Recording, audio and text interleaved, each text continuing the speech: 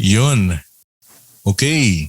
Another episode, recording ba? Yan, rolling. Kasi last time hindi ko na-record. Tapos, thank you very much dun sa mga nagpadala ng for sponsorship, Northern Taste Coffee.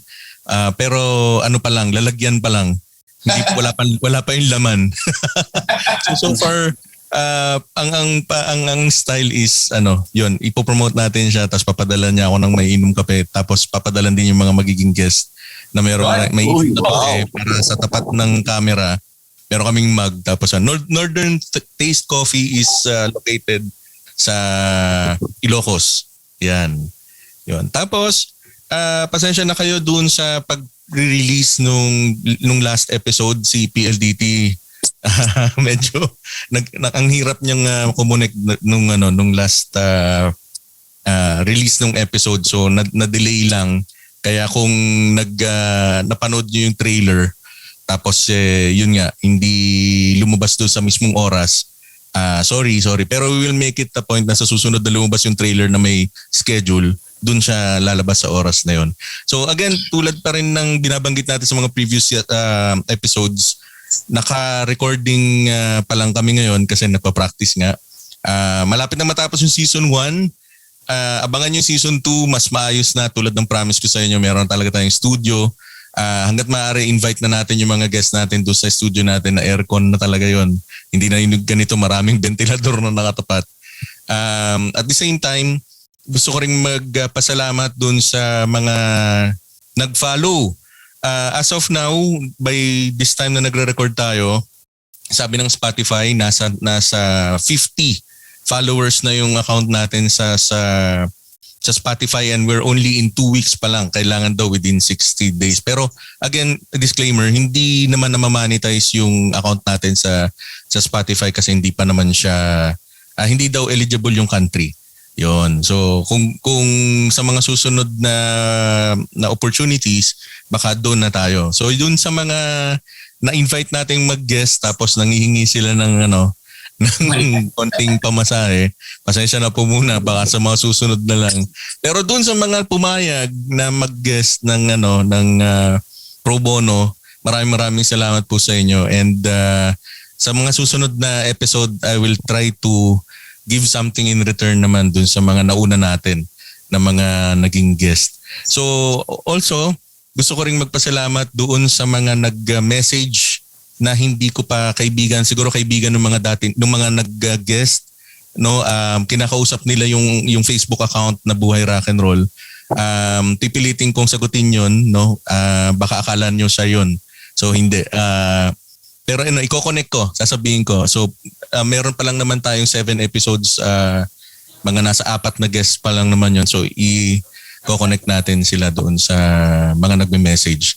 Now, para hindi tayo magtagal, kasi ako mismo excited na ako. 1 week or 2 weeks ko tong pinagandaan. Nagpabook talaga ako sa kanila kasi sobrang busy ng bandang to. Isa to sa mga, sabihin natin, tumanda ako ng ganito, na isa sa mga naging favorite kong banda. Kung mas nakilala ko pa to nung mas una pa, nakapagpa-autograph na ako sa mga to . Kaya lang ngayon ko lang din sila na kasalamuha. No, so without maraming mga kung ano-ano pang buladas, eto na po mga kaibigan, ang bandang After Call. Yeah. Yun, no? Ayan, no? Magandang hapon. Ngayon, andyan po si Sir Santi, si Sir Charlie, at saka si Sir Anthony.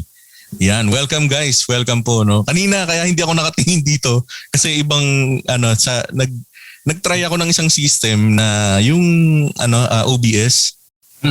Tapos merong hiwalay na camera na kunyari yun muna, tapos kasi parang may video equivalent pero hindi ko pa inire-release. Talagang pure audio lang muna. Yun. So, guys, palakpakan niyo ulit. Sorry. Sabi ko nga nagpa-practice pa ako. Okay. So, paano ba to? After Call, no? Pero binubuo siya ni Sir Santi Leonardo as a songwriter, singer, si Sir Charlie Mendoza at si Sir Anthony. Tama ba? Yep. And kulang pa kayo ng isa, Yes, yung si Reynold. drummer. Yung drummer. Si Raymond, sir. Raymond. Reynold. Shout out kay Sir Reynold. Ayun. So, paano ba tayo magsimula? Shout out muna, sir. Shout out. May gusto ba kayong batiin muna before tayo mag-start? Ako, yes, good afternoon everyone. And again, thank you, Sir Pao, for having us here. And of course, shout out sa lahat ng rock and roll, mga musikero sa Pinas. Alam naman natin pinagdadaanan natin, pero sabi nga ni Sir Pao, rock and roll lang. So yun lang. Anthony.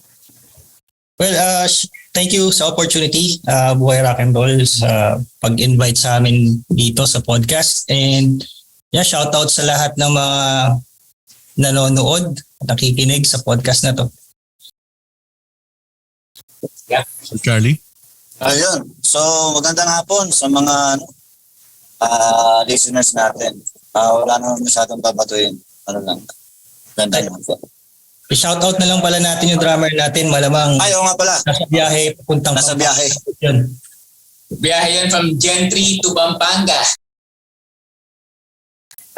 Yun. Shout out po sa'yo. Ingat sa biyahe. And Ingat. no, sana kung live pala to, no? Pwede siyang naka-tune while driving. Just a short disclaimer, bakit Spotify yung pinili kong platform ng Buhay Rock and Roll? Kasi applicable siya sa mga taong busy din eh. So para at the same time, pagka yung may ginagawa ka, like for me for example, nagvi-video edit ako or I'm doing something na hindi ko kailangan ng focus sa audio. I started listening to other programs ng podcast eh. So nakakatuwa lang, hindi ka nababawasan yung kape ko sa katawan.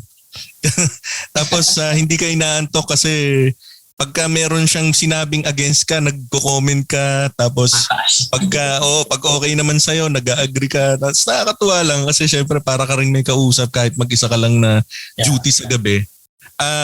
Familiar sa akin yung term na after call, sir ha? Meron bang Meron bang relasyon yan sa BPO? Sir, Anthony, sagutin mo, Anthony. yes. Sa mga BPO, familiar yung word na after call. So that's after call work. Yun.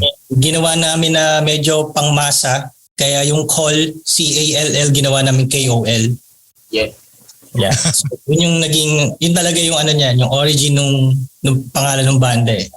Yes. Okay. The reason No is offense, because Sige sir, go ahead. yeah, the reason is because most of us is from BPO talaga.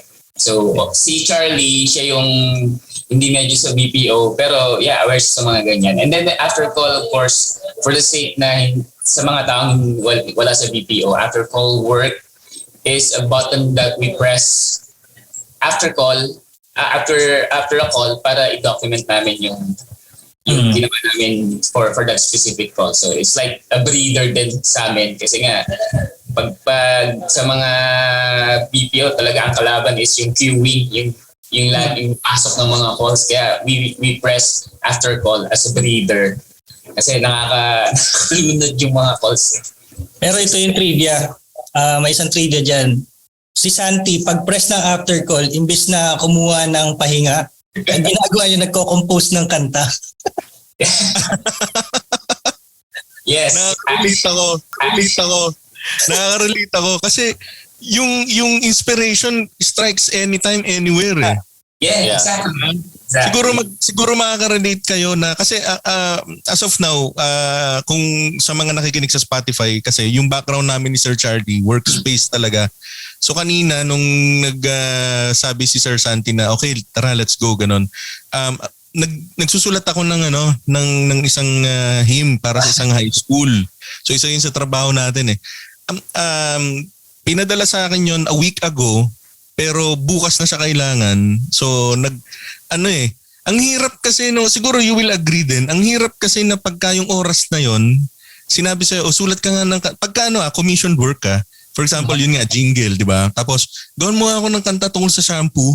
Tapos yung mismong pag-upo mo doon, bilib ako sa tao na yung mismong oras na yun, boom, mag-spark agad yung bumbilya sa ulo. No, kasi yung sinasabi pag-press ng after call, sigurado yun yung moment na dumating yung idea kay Sir Santi kaya nagsulat siya ng kanta eh. Ang hirap ang hirap humanap ng buwelo minsan. Minsan nasa banyo ka doon biglang lalabas yung idea. Diba? So I think you will agree with that na nakapag yung taong yung musikero o yung composer right there and then pag sinabing gawa ka ng tapos biglang nakasulat siya, talent talaga yon. Sobrang nakakabilib talaga yon kasi pag katulad ko I need time talaga na mag-sink in ako dun sa kailangang ipasulat na kanta bago ko talaga siya maisulat Lalo pag commission work, di ba? Talaga nakaka-pressure yan. Mahirap na task yan yung commission. Paggawa ng mga hymn, ng mga jingles. It's not about you Correct. Like songwriting for the songs that you own, different talaga pag iba Kasi, hindi kailangan yung insights mo. Ang kailangan mong isulat yung insights ng nagko-commission sa'yo. Correct. So, nagbigay ng requirements ng magiging laman nung bubuuin mo Correct. Kasi mas madali magsulat ng insights mo Diba? Galing sa utak mo mismo yun. Correct. Sabi nga nung previous episode ko nga, yung bandang Lunchbox a long time ago, minsan daw naglalaba Kasagsagan ng paglalaba, bigla na lang siya. Lagi niyang katabi yung notebook and ballpen. Like parang ganun yung kwento Para pagka doon niya isusulat yung lyrics or may maisip siyang riff, andun ka agad. Parang ganun. So nakaka-relate ako doon sa kinuwento ni Sir Anthony na trivia about after call kay Sir Santi. And isegue ko, I think kaya kayo nabuo, feeling ko lang dahil majority of the members nasa BPO. Yep. Yeah. Yes. Tapos ganun nga, graveyard shift. Iba kami kami ni Reynold nagkakilala kami. It was a day shift. BPO pero day shift yun. Kasi Australian yung Oo. Kasi Santi na pinakilala rin sa akin and then yun, dun nag-start yun parang nag-try ako mag-audition sa banda and then dumating si Charlie. Yun na yun Sige nga. Tapos yung namin parang pauwi pa lang from China. Ayusin na natin yung timeline. So, kanino pinaka nagsimula yung initiative na na gusto kong bumuo ng grupo? Well, I guess we will credit that for Reynold, yung drummer. Siya talaga yung pinaka founder. Common sa denominator sa Kasi si Reynold kasi batchmate ko siya sa GDP. So kaya ako nakapasok sa after call kay Reynold. Yes. Sa drummer. Oo. Tapos from Sir Reynold, sino yung So Sir Anthony, I believe. Ang unang niya. Also si Charlie, kabanda na ni Reynold college days. Mm-hmm. Pero paano ko ba sasabihin to? Yung after ko kasi pinanggalingan pa siyang isang band which is yung Season Rookies. Yun yung band namin ni Reynold. Kasi mas taon ako naging ka-work sa BPO si Reynold. Anong pangalan sir ulit ng banda niyo? Season Rookies, di ba? Parang ironic, Season and then Rookies. Galing So, yun yung pinanggalingan naming banda ni Reynold. Kung saan namin na-meet yung mentor namin ng band na si Dexter Panlilio ng Orient Pearl.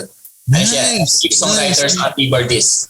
Nasa Canada ngayon. So shout out Sir Dexter. So yun, doon namin na-meet yun. And then, nung na-disband yung Season Rookies, that's the time na kinuha ni Reynold yung mga friends niya yan. Si Anthony and then si Charlie. Hanggang sa binuwan. Since then, this is the original lineup na. Yes, there has been a lot of lineup changes, but of course, at the end, nothing beats original. Original. Ito yung original pa rin. So tulad ng sinabi mo, parang may pumasok, tapos pumalit, tapos... Yes. Pero, kamusta naman? Okay naman? Or... Hindi natin masabing okay, hindi natin masabing madali. Alam naman natin, di ba? But the best thing is we matured na sa mga nangyari in the past. We learned from it. That's why we came up with this original lineup once again na I think stronger or if not the strongest chemistry right now ng Pero band. solid ngayon eh. Mas solid. Solid na ng iba. Meron na kaming idea ng give and take eh. Before kasi nung nag-start yung after call, kanya-kanya kaming Ang daming clash. Oo, totoo yun. Nagkaroon nga kami ng marami kaming series ng reunion gigs, reunion concerts. Kailang reunion. Nagkakaroon kami ng clash eh. Pag nag-clash, pahinga. Hindi mo masabing hayatos kasi ako Away. benta ako ng mga gamit ko kasi iniisip ko na, wala na, ayoko na ng banda, ayoko na sa eksena. Pero ito, nandito kami magkakasama ulit at mas maganda yung samahan. Kasi na-experience na namin yung yung lahat, yung goods and bad side nung magkakasama kami. Ngayon, give and take. Walang leader sa amin. Basta, Yes. kung ano yung pagdesisyonan ng lahat, good. Tuloy-tuloy lang. And to add to that, sobrang sarap na narinig ko sa inyo yan kasi checking on the analytics of the Spotify channel natin, pinag-aaralan ko siya. Majority of the listeners are 25 below. So yung mga kaidaran natin na na although alam ko mas super senior kaysa atin. Sorry. Pero sabihin na lang natin within the era tayo, versus dun sa mga yun nga 25 and below. Iba ang kultura nila ng banda.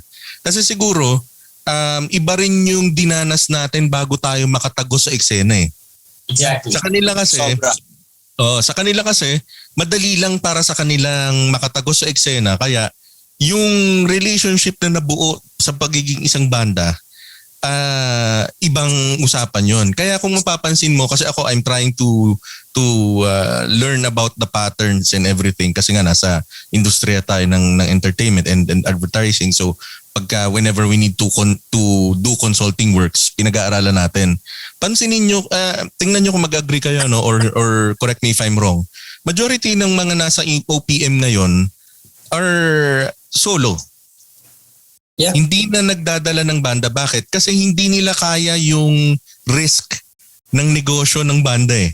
Yes. Unlike before na pagka sinabi mong nagbanda ka, ang hirap pakasamahan ng lahat ng personality.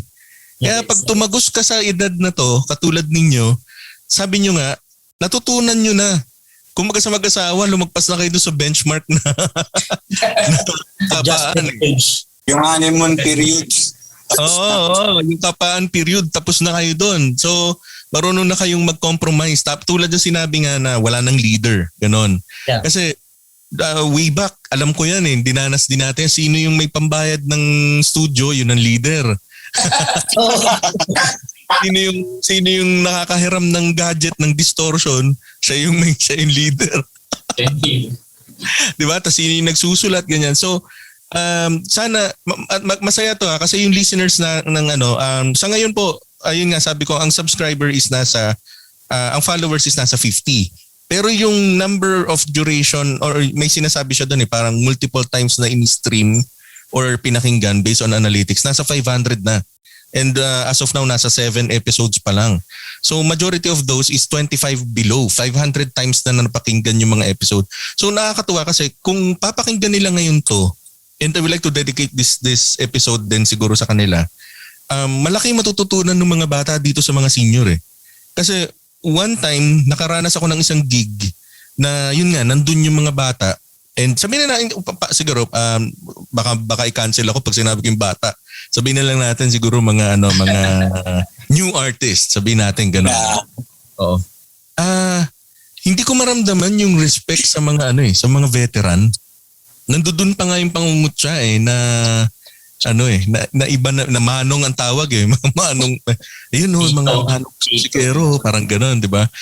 So parang para sa akin na ang dating sa akin is kahit papaano alamin nyo rin yung roots. Matuto kayo from this group na yun nga may kinikwento silang gano'n kasi even though parang ingat yung grupo magsalita about the negative yun nga, mga nararanasan sa loob ng isang banda. Pero once na ma-overcome mo yun, mas solid kayo. Yes, agree. Diba? So mag-inject ako doon ng isa tapos tingnan natin kung gusto ko lang malaman din kasi ito naranasan ko din. Tapos gusto kong malaman kung naranasan din nung banda nyo. There was a time na nagkaroon ng alok na manager sa grupo. Kasi unahan ko na. Ako kasi, ang thinking kagad ng mga kagrupo ko, ganito. Wala kayong, ayaw namin na gagalawin mo kami kung mag-manage ka sa amin. Ayaw namin na babaguhin mo yung damit namin, babaguhin mo yung sulat namin and everything. Parang ganon. And ako naman, ang thinking ko naman doon is, okay sige, okay sa akin na may manager. Basta as long as transparent tayo in terms of kung meron mang fee na napapasok. So sa inyo, dumating din kayo sa point na meron din kayong fifth member or manager na or alok din. Yeah, yun nga yung mentor namin si Sir Dexter Panlilio. Maganda yung question na yan kasi there's always a pros and cons pagdating sa ganyan. Mhm. Yung sinasabi mo na okay lang basta huwag mo kaming papakailaman sa ganito. Okay siya, pero come to think of it, we need outlook from the outside. Yeah. Hindi lang yung grupo natin, yung banda natin. Kasi kung tayo lang mag-iisip para sa grupo natin, hindi tayo magiging ganun yung growth natin limited. Pero kung meron tayong insights from tama ba? Insight tapos from the outside, tama ba? Okay. Making sense. Kung may ideas tayo coming from the outside, I think it would really help the band to grow more, diba? So yun siguro yung role ng isang manager. Kasi they can hear you from the outside, so they will know what needs to be improved, diba? And they'll know hindi sila naging manager for nothing, diba? They know what's the ins and outs in the industry. So it's good to listen to them. Of course, at the end of the day, it's still the band's decision. Kasi para sa akin, kung magbibigay man sila ng suggestion, is still your call kung susundin mo yung suggestion ng manager mo. So ganun siguro yung magiging compromise niyo para hindi magulo yung usapan ng pagkakaroon ng manager sa banda. So, ganun. As for me, I don't think mag-agree si Anthony o si Charlie sa sinabi ko. Ako, ang take ko dyan kung dati ako sumagot, dati ko tinanong dyan, actually, kontra ako dyan. Pero ngayon naiintindihan ko na kasi, di ba nga, ang plano ko is mag-organize na ng So parang ganun na rin naman yun Gusto hawak ka ng mga talents. So, ngayon naiintindihan ko na kasi kapag nasa labas ka, wala kang bias. Exactly. Yun yung pinaka-importante kasi sa banda. Bakit papaboran mo yan? Porque maganda yung labas ng, ng riff niya o kailangan nakalutang yung solo nito kahit di naman kailangan. Tapos yung sobrang feels ng drum, di naman kailangan. Yung mga ganong bagay, yun yung minsan kasi dati pag sinasabihan ako na parang diba, pangit yan lagi, masakit Siyempre, pinag-isipan mo yun ng overnight tapos pag ilalagay mo na sa recording, sasabihin sa'yo, pangit. Diba? Pero kung ngayon ako sinasabihan ng mga ganon, ng manager, wala nang problema sa akin. Adjust. Dati kasi, nung 20s tayo, puro resistance Wala talagang walang may freedom pero siyempre kailangan mo sundin kasi yung album na ginawa is may nag-produce so kailangan ka rin sumunod. Pero kung ngayon siguro nangyari yung baka mas iba pa yung kinalabasan ng album, baka mas maging maganda pa kung mas naging open lang din ako noon time na yun kaysa ngayon. Kaya sana sa mga bagong artist ngayon na kung meron man magmamanage sa kanila, pakinggan talaga nila. Kasi hindi magbibitaw ng salita ang manager ng ikasisira mo kasi maglalabas siya ng pera sa'yo sa grupo mo. Diba? Yun yung unang-una. Parang ako, diba? Kung gusto ko magumawak ng talents ngayon, maglalabas ako sa'yo ng pera. Bakit ako magtatapon ng oras at pera kung hindi ka naman din makikinig? Kaya ako nagsasabi sa'yo ng ganito as manager kasi pinakikita akong potential. So, yun lang siguro yung... Hindi ka naman yung magiging manager kung hindi mo nakitaan ng potential Yes, oo. So, ibig sabihin, kapag meron akong tinwik sa inyo, para sa inyo yun, hindi yung para sa akin. Diba? Kumbaga may nakikita kasi ako sa inyo na hindi nyo nakikita kasi pag nasa loob ka kasi ng banda, alimbawa sa after call, gitara lang naman talaga yung focus ko. Hindi ko naman dapat intindihin yung ibang artist, diba? Yung drummer. Bahala siya maglagay dyan. Musicality niya, lagay niya dyan. Bahala siya kahit ang lagay niya dyan. Kumbaga sa bass, sa singer, bahala siya. Kumbaga, ang focus ko lang as a band member, yung sa akin lang. Pero pag sa manager kasi, hindi. Lahat kayo titingnan. Totoo. For the sake of Sir Pao, si Sir Dexter, he's not just a manager. He's also our producer. Kaya sabi ni Charlie na gagastos. Kasi sila talaga nag-produce. Wala kaming ginastos talaga. Yes. Kaya, yun. Doon sila naniwala sa after call. Yes. Let's explain also before ako magtanong kay Sir Anthony. Sa mga nakikinig po na kumbaga totally no idea about sa pinag-uusapan namin. Ito po kasi yung dilemma ng isang musikero always. Kapag musikero ka kasi you need to learn two things. Hindi po pwedeng isa lang. Kasi kung isa lang, hindi ka magiging successful sa eksena na to. Being a musician, you need to master your craft, which is yung tinatawag nating creativity side. And marami namang na-exploit na sobrang gusto kong, yun yung pinaglalaban ko na mga musikerong na-exploit kasi they don't know the business side. Yun. Ngayon, kasi if they just know the creative side, hindi sila makakain. Kanina lang, recently, meron ako nabasang thread na 450 pesos ang ongoing rate daw ngayon ng mga musikerong tumutok. 450 pesos. Way back 10 years, 15 years ago, piso na kami. Diba? 15 years ago, 20 years ago, piso na kami. When say piso, guys, sa venue, 1,000 pesos na. Ngayon, 450 na daw. Diba? So, yun yung sinasabi natin. That's why meron akong tanong sa kanila about management kasi yun naman yung business side. Hindi porke business side, meaning nagpapaka-milyonaryo, no? But it's just the side na nakikipag-negotiate doon sa nangangailangan ng services ng isang musikero. Kasi guys, I know the after call members will agree with me also. This is for the listeners, no? When you say musician dito sa Pilipinas, wag nyo namang maliitin na parang libre na lang lahat. Pagka inalok yung banda, tugtog kayo 2.5.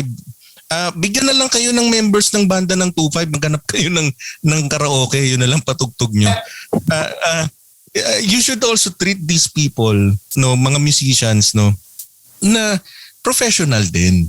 They also pay their bills. Hindi naman sila pag sinabing nagbanda sila. Kaya nga wala pong bihira ang banda na full-time na banda eh. Yun nga mismong banda na sikat na iniidolo nyo. They still need to have online business, day job and everything. Kasi yun nga eh, di ba? So don't bastardize our musicians, guys. Samantalang ngayong era na to, ito yung tataas ng dugo ko ang daming gigs ng mga local musicians natin, no signed or unsigned or independent bands. Ang dami lang gigs, no. Pero pag makita mo yung actual na eksena, masaya, okay siya within this number of lang. Pero pag yung may mga comment pa na ang mahal naman ng entrance 800, ang mahal naman ng entrance 400. Diba? Pero look at this foreign artists. I'm not nothing against with them, no, nothing against with them. Ang sinasabi ko lang is willing kayo magbayad ng 8,000 pesos just to get di ba, a ticket of this foreign artist na na ang layo pa. No, di ba? Hindi kayo nagrereklamo. Ito na ang ino-offer ng mga local musicians. Is konting konting pinakamaliit na lang is they're just asking you to subscribe on their YouTube channel. Na pwede social media. Sa ngayon nga, 150 yung ticket with drinks pa. With drinks. Diba? Ang sabi na nga lang ngayon ng mga musikero, follow us on our social media account. Nakakatawa kasi I'm trying to balance things out. yung mga friends mo sa Facebook, let's say you have 1,000 you have 1,000 friends. Diba? Yeah. Titingnan mo yung subscriber mo sa YouTube 200. 200. Titingnan mo yung views 50. Yeah. Yun na nga lang yung hinihingi mo from your friends di ba? Hindi na nga nila sinasabing go out of the way na pumunta ka sa gig namin, mag-buy ka ng 150. Subscribe mo lang. So guys, hanapin niyo po sa Facebook After Call, also Santi Leonardo, and I know you have your own social media accounts din po, no? Sir Charlie and Sir Anthony. Please Yes. subscribe to this group of musicians also kasi yun po yung maitutulong natin sa kanila. Now, kaya ako po ina-explain kasi most of our musicians doesn't know the management side. Kaya po pinag-uusapan namin yung artistry and management side. Yung sinasabi ni Sir Charlie kanina, I do agree with that, and with Sir Santi, I do agree with that also. Bago po ibigay ko kay Sir Anthony, meron ako isang kaibigan lang kasi na super dependent siya sa manager naman, which is also wrong. Nung sinabi ng manager, maglagay ka ng eyeliner, naglagay siya ng eyeliner. Also, kaya mo naging manager yan kasi almost 85% or 80% or 75% is because gusto na niya kagad yung music mo.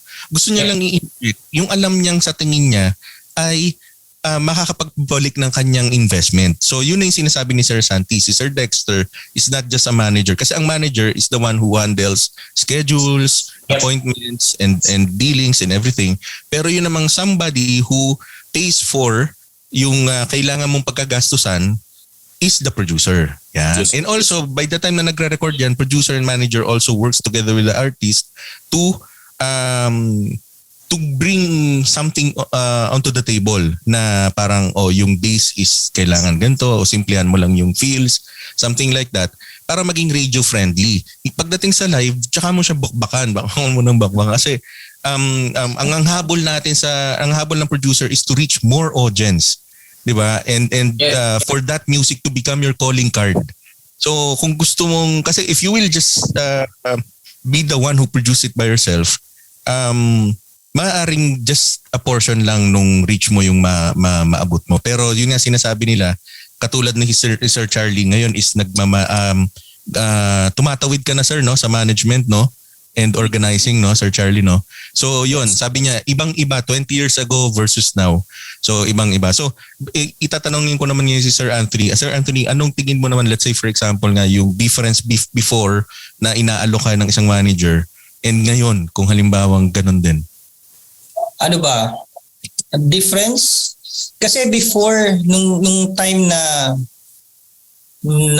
in-offeran kami ng manager namin ni Sir Dexter ng contract, tingin ko nakita niya doon yung skills doon siya, naniwala siya sa kaya naming ilabas as a band, as a whole. Tingin ko sa ngayon kasi ang nakikita ko is because of mga sobrang advanced na ng technology. Ngayon nga makakakita ka ng isang artist like last night na nakita namin, isa na lang siya. Sabi niya, hindi ko kailangan ng banda, meron naman ako nito. So meron siyang just laptop and yung effects. As in, sinabi niya? Yeah. Yes, sinabi niya. Medyo, Naka-curious ako sino to. To think na ang lahat ng nandoon is banda. Correct. Yung mga kasabayan niya is banda. Pero siguro hint na lang.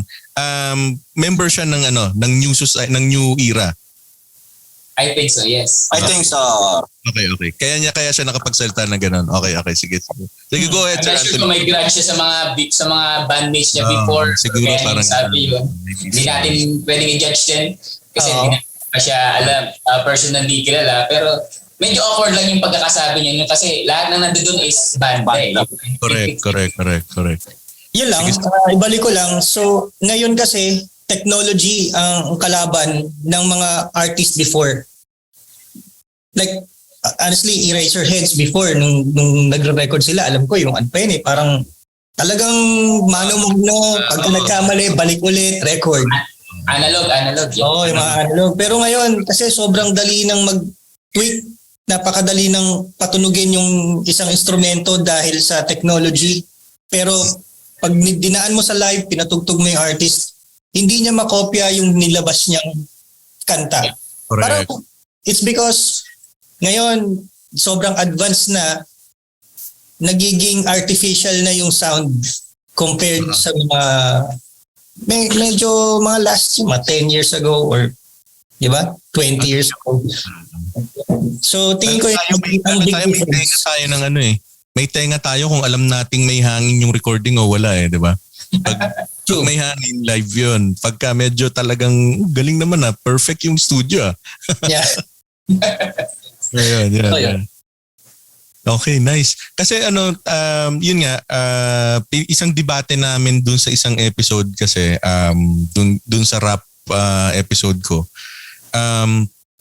Merong isang management na hindi naman niya papakilaman yung music mo. Hindi niya papakilaman yung music mo. But ang sagot naman nung musician, music nga di siyempre tenga, bakit you need me to change my outfit, yung gupit ko, yung ano ko, ganyan.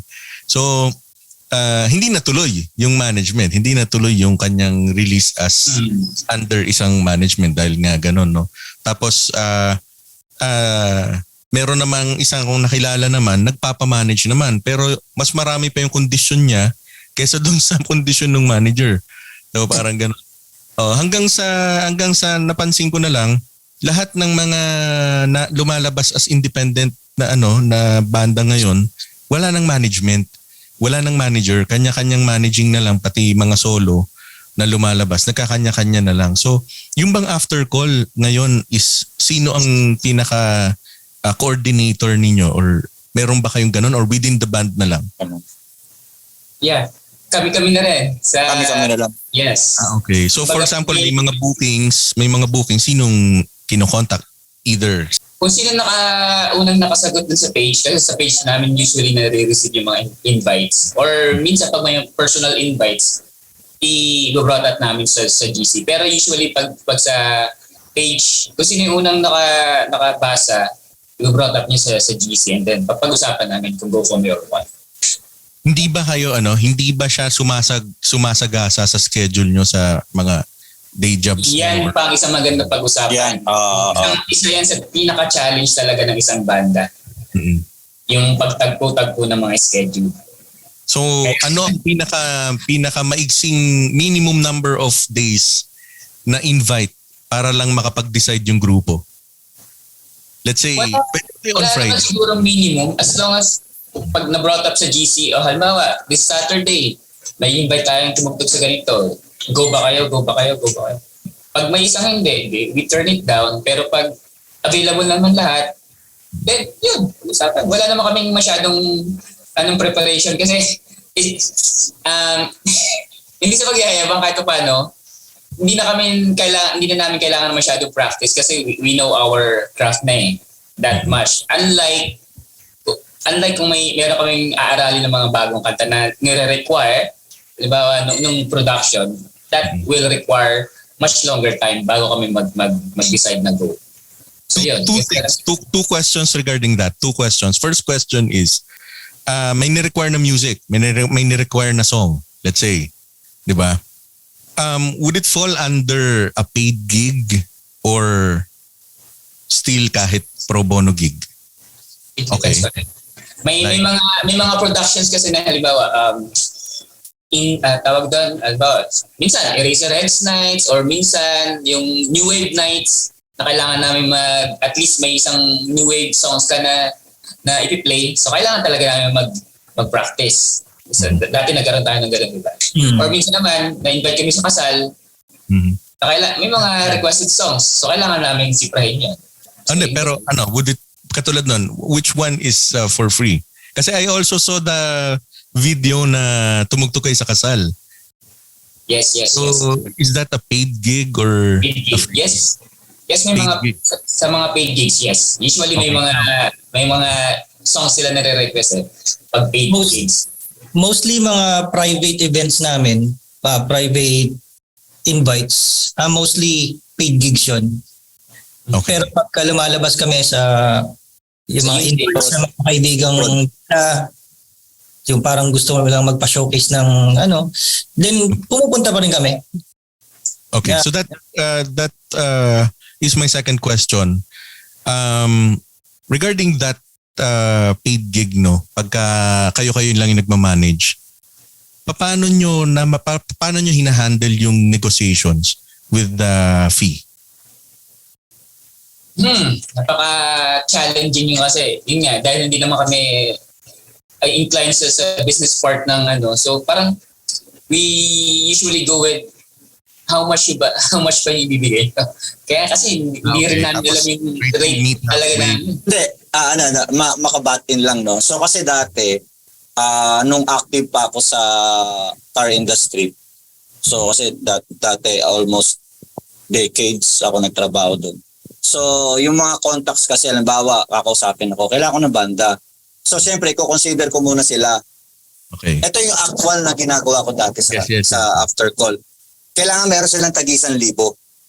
Okay, minimum. So, halimbawa, meron akong PA isa. So, 5,000. Okay. So, susulat ko na yun. Tapos yung sasakyan, siyempre, equipment ko. Mhm. Tapos mag-iiram pa kami ng PA system. Mhm. So, pagpa-plus-plusin ko siya, minsan, 15, 20,000, 25,000. Minsan, nilalagpas ako 5,000 para pag tumawad, 30, tapos 25. Lahat Always. na yun. Lahat na yun. Ito yung naging problema. Habang tumatagal, ang napapansin ko, hindi lang ako yung gumagawa ng ganun. Marami nang gumagawa na artist na ganun. Tapos binababa nila yung presyo, binababa ng PA system ang presyo. Ngayon, yung mga dati kong contact na pinagtutugtugan namin, sabi na lang sa akin, may nakuha ko ganito. Ngayon, magkukumpute ako. Sabi ko, parang wala nang matitira sa amin ito. Paano nangyari yun? Para ganun question eh. Oo, kasi sila, meron naman na kami na kasabayan na yung mismong banda, kasi ang may-ari ng PA system at saka ng band equipment, magkaiba kasi yun, di ba? So yung, ako kasi band equipment lang, drums, amplifier. Tapos yung PA, may tinatayap lang ako kasi sino. Yes. Ang problema, yung ang nakakatapat namin is yung siya na lahat ang may-ari, yung isang grupo na isa doon yung siya yung may-ari nun, binabagsak nila yung presyo. So, parang 2012, 13, 2015, mga ganun time. Yun yung time naman ng bagsakan ng presyo. Oo. Yes. Yun yung masakit. Yun yung masakit. Correct. Same thing Pero yun lang. sa banda mismo. Sa banda mismo, sa mga presyo ng banda, yung reklamo natin bakit ang baba ng bigay. I think yung mga banda rin we are somehow are to blame din eh. Kasi yung ibang banda rin talaga pumapatos ng mga Pumapatos sa mga mabababa. Kaya nasasanay na yung mga kliyente sa ganun. Hanggang pababa na presyo. Doon mo masasabi na paid unpaid gig. Paid Correct. Siya, pero lumalabas parang unpaid. Sabi ng binayaran yung grupo ng service. Pero as an individual, as a member ng banda, wala kaming nanenet, wala kaming nakukuha. It's because sa equipment, kung ano pang mga kailangan gastusin, mobilization, doon na pupunta lahat eh. So paid nga, pero unpaid ang artist. Okay. Yun yung most of the time na nangyayari. Diyan sa binanggit ni Sir Charlie at saka ni Sir Anthony, masaya ako kasi na-reach ko yung part 1 ng ating episode. Anong punto bakit ko siya tinanong sa inyo? And alam naman natin na may listeners tayo behind, 'di ba? Ganito lang sa mga nakikinig po, ipapaliwanag ko sa inyo kung bakit doon ko dinala yung usapan po, no. Ang banda po kasi natin dito sa Pilipinas, lalo na po itong after call, no. Kung hindi niyo na itatanong kung bakit yan ang pinag-uusapan, hindi pinag-uusapan yung mga songs nila and everything. Ganito po yan. Yung pong songs po ng after call, kung ako po ang tatanungin magaganda po ang mga mensahe ng kanilang mga original composition. Ang sarap po niyang pakinggan kasi mature po yung kanilang mga kanta. Hindi po yung parang tipong pang TikTok. No, hindi wag niyo naman din akong i-bash regarding do sa sinabi kong na pang TikTok na yan. Pero ibig ko lang sabihin, para sila makapagsulat ng isang kanta, kailangan din naman po nila ng budget. Yon. So hindi nila kayang maglabas ng extrang pera nga. Kasi nga yung kanilang gigs lumalabas paid na unpaid. Yeah. So narinig nyo kanina guys, sabi ni Sir Charlie, meron siyang PA. Ba't kailangan ng banda ng PA? Ako nung nagbabanda ako, meron akong personal PA. Para hindi ko na iniisip kung saan ako sasaksak ng kuryente, ang iniisip ko na lang, ano yung tutugtugin ko? Diba? Yung musicality mo. Kumukuha sila ng PA para meron silang tagabuhat. Kasi po, ang daliri ng mga musikero, napaka-importante po niyan, tapos magbubuhat sila, tapos may ipit or masasaludsod or what. Di lalong hindi kayo na-entertain kasi hindi nila matutugtog yun. Pangatlo, they also need to have budget kasi paano yung sasakyan nila? Paano yung pamasahe nila? Naputulan sila ng string. Paano sila magmimerienda? So, yung pong galing po ng banda na to, kung hindi niyo po itatanong, ako mismo kung ako lang ang promoter ng bandang to, sa mga nakikinig po, subukan niyo po silang hanapin. Meron sila sa Spotify, sa Facebook, and also watch one of their gigs din. I-follow niyo yung kanilang Facebook page, and then tingnan niyo yung mga gigs nila doon ng live. Panoorin niyo to ng live. Ako na magsasabi sa inyo, para kayong yung binayad ninyo is sobrang sulit. Kasi ang galing ng bandang to. Ako mismo napanood ko yan, mga kaibigan. Ngayon, kung halimbawa katulad yan as an organizer or ikaw mismo na bibili ng ticket, iba ang tingin mo doon sa bagay na yon.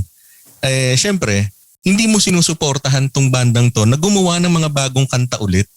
Exactly. Kasi kaya ayun, kumbaga they need also fuel for the creativity na gumawa sila ng iba pang mga kanta na makaka-relate ka. Kasi yun nga, sabi nga natin dito sa programang to, Buhay Rock and Roll. I can attest to that. Yung mga songs nila pwedeng maging theme song mo. Meron silang one of my favorite song from Sir Santi is Rooftop. Nasa Spotify na, 'di ba, sir? Tama ba? Yun. Yeah. Try to look, hanapin niyo yung kanta na yan. Ang saya ng kantang yun kasi maraming makaka-relate nun. Pero malalim yung hugot nun. Anyway, so yung sinasabi natin, kaya ko lang in-explain, dun kasi papunta. Kayo naman mga banda, okay, yung mga banda naman na nakikinig.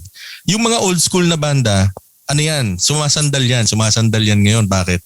Kasi nararamdaman nila yung sinasabi ng bandang guest natin ngayon. Pero yung mga bago po, yung mga bago, hanggat maaari, wag naman po parang puro for the sake of exposure na libre na lang ng libre. Also, 450 papayag kayo, 'di ba? As much as possible, lagyan niyo ng konting dignidad din yung irespeto niyo rin yung kanyang craft, yung sarili. Yes. Iwasan niyo yung 450. Kasi mangyayari niyan, pag sinabi ni After Call, 5 kami o 5,000. Tapos sasabihin ng producer, ay meron nga 450 eh. Yun na lang kukunin ko. Tapos sabi ni Sir Anthony, may isang artist na, ay hindi na kukuha ng banda kasi meron naman siyang laptop. So yun na lang yung Yung kabanda niya eh. yun na lang ang kabanda niya, laptop. So hindi iba-iba rin po kasi ng viewing experience. Yun. So ngayon, pasok tayo sa part 2 nung gusto kong direksyon ng ating podcast. Sir Pam, Yes sir, go ahead Sir Santi. pagdating sa presyohan kasi, sa mga kliyente naman kasi, ang nakakasakit lang ng puso is they are willing to pay more sa host, sa ride, sa gown nila, sa food nila. They are paying like 50,000 sa food. Tapos sa host is nasa 20,000, 15,000 and up. Mm-mm. Pero pagdating sa banda, 5,000. Diba? Mahal pa nga, 5,000, 2,500 lang daw eh. Diba? Pero yung host, binayaran nila ng 15,000 and up. Diba? Pero we're not against those Not professions. against, definitely not against. Pero yung injustice kasi, it's ramdam natin. Yeah, sabihin na natin, yung pong mga kumukuha po sa atin, halimbawa, ito yung sinasabi ko right from the very beginning ng podcast ko. Sa tingin ko, majority ng kumukuha sa atin na nag-i-invite sa atin are friends natin or within our circle. Wag nyo naman po, baliktad kasi, doon ako minsan nanggagalaite. Kung sino pa yung kaibigan mo, kung sino pa yung friend mo, siya pa yung merong idea na, ay makukuha ko sila Sir Santi ng libre. Makukuha ko yung after call ng libre kasi contact ko si Sir Santi. Kasi ganun di ba? So mabuti pa pala totally hindi tayo magkakilala kasi magkakaroon ka pa ng hiya na magkano kaya sila. Di ba? So, yung kapag po halimbawang nakausap nyo, kasi approachable yung grupo approachable po yung after call. Kung kahit sino po yung contact nyo sa kanila, approachable po sila. So, let's say, ganon, may gig, no? Invite nyo sila. Bigyan nyo naman ng konting konsiderasyon na, sir, kasi po ganito talaga ang lumabas sa quotation namin 50,000 yung cake, kayo po 2,500 lang Pwede po ba kayo? Di ba? Ngayon, siyempre, pagka halimbawang balansin mo naman, 50,000 yung cake. Yung cake kinabukasan, tayo na yan Diba? Honestly, pag kinain mo yung 50,000 na cake, kinabukasan, ebs na yan Correct? Samantalang ikaw, na kinantahan mo sila dun sa wedding, nasa video naka-record, 50 years na silang kasal, pag pinanood yung video, kayo pa rin yun Yep. Makes Correct? sense. O, tingnan mo. Tingnan mo, nagbabayad ako ng decoration for the reception or let's say yung mismong event. Magbabayad ako dyan ng 150,000, yung pinaka-ilaw and everything. Okay, ayan na siya. After ng show, ligpit na yan Di ba? Pero ito, patay na yung membro ng banda. No? Patay na yung pero may yung recording, music buhay pa. Yeah. Di ba? So, bakit yung value minamaliit mo masyado? Sobra. Di ba? So kahit paano, hindi naman sinasabing bayaran mo rin ako ng 150 pero may budget ka, sige, why not? Di ba? Ibig lang sabihin, wag mo naman siyang masyadong maliitin kasi nga they are also professionals. Yes. Kasi yung ibang mga interview, doon na lang ninyo panoorin yun, yung process na kung paano natuto mag-gitara. And siguro sa next season, doon natin himayin kung paano naging lead guitarist si Sir Charlie or si Sir Anthony, paano siya natutong tumugtog o si Sir Santi, ganyan. Pero ngayon kasi medyo tinaas ko muna kasi yung level kasi habang pinag-aaralan ko yung thread ng mga musicians ngayon, ang sinasabi nila 90s is the explosion. Yes. Then 2000 is the era, tapos biglang nag-die down, naging Korean pop, tapos ngayon ito na, uso na yung mga solo-solo na ganyan, no? Bakit? Kasi may isang reason, siguro dahil hindi na nga afford din also. Yung mga kabanda mo before, let's say, yung ibang mga nagbabanda, nakuha na lang pinili na lang ng mga ibang bansa muna kasi hindi na nga nakakapwesto ngayon sa mga gigs. So, since ayaw mo naman kumuha ng ibang miyembro, sosolohin na lang muna yung So, may mga ganong mga storya. So, pero kung sakali naman pwede naman palang mabuhay yung banda dito sa Pilipinas, hindi na siya mangingibang bansa. And also, hindi na niya papatayin yung karir niya ng pagbabanda, yung linya niya. Yung isang member ko, ng banda ko, isingit ko lang, tricycle driver siya ngayon. Pero siya, isa siya sa pinaka para siyang Mike Elgar dito doon sa sa community ng mga gitarista. Lagi siyang kinukuha kasi gifted yung tao Gifted siya na isang mismong oras na mamaya may gig tayo, isang oras na lang. O sige, pakinggan mo yung kanta. Down to the last note, kuha niya yung ad-lib, kuha niya ang lahat. So kinukuha siya palagi. Pero ngayon kasi wala na masyadong gig.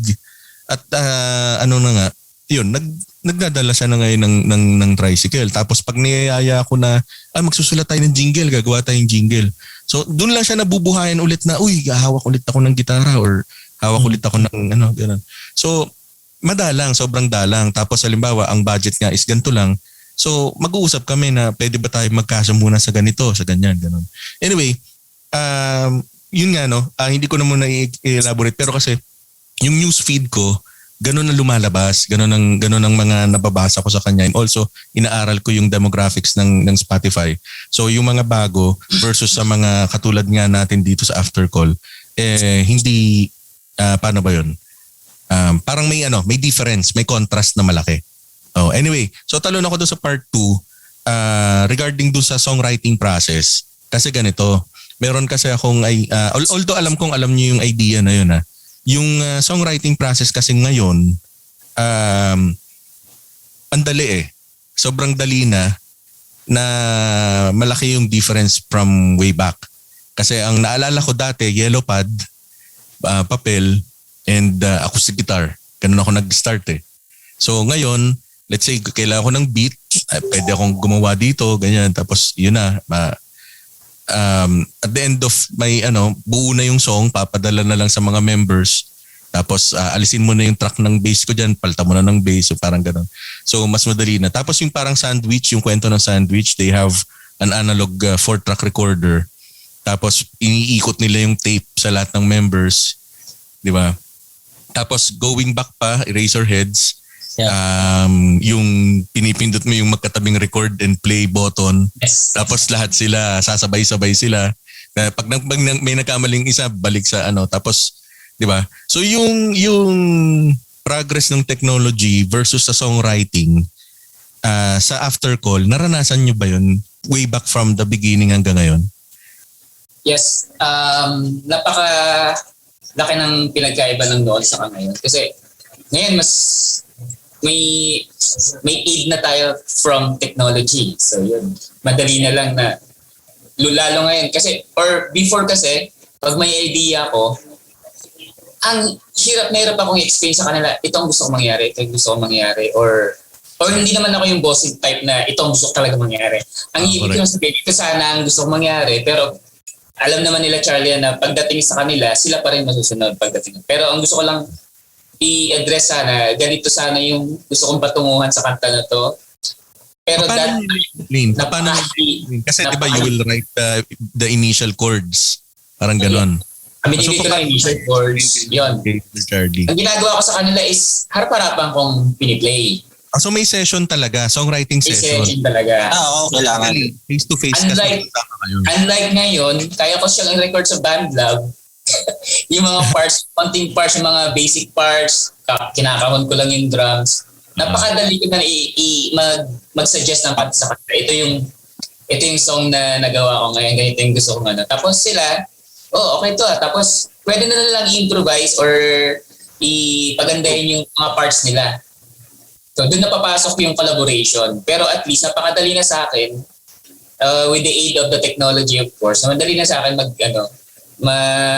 mag-suggest ng mga new songs ko. And then pag may suggestion sila na ganito, dagdagan mo na ganito yung halimbawa, bridge part, hindi nila masyado nagustuhan yung bridge part. Napakadali na para sa amin. So, yeah. Lahat ba ng members nagsusulat? Marunong sila na sumulat. Pero at some point sa band sa na-release namin kanta, kami pa lang ni Nold yung nakapag input doon. Pero sila may mga kanta sila. I'm not sure, hindi pa namin na i-incorporate sa banda. Si Charlie, maraming sulat din yan na kinanta rin ng ibang banda niya.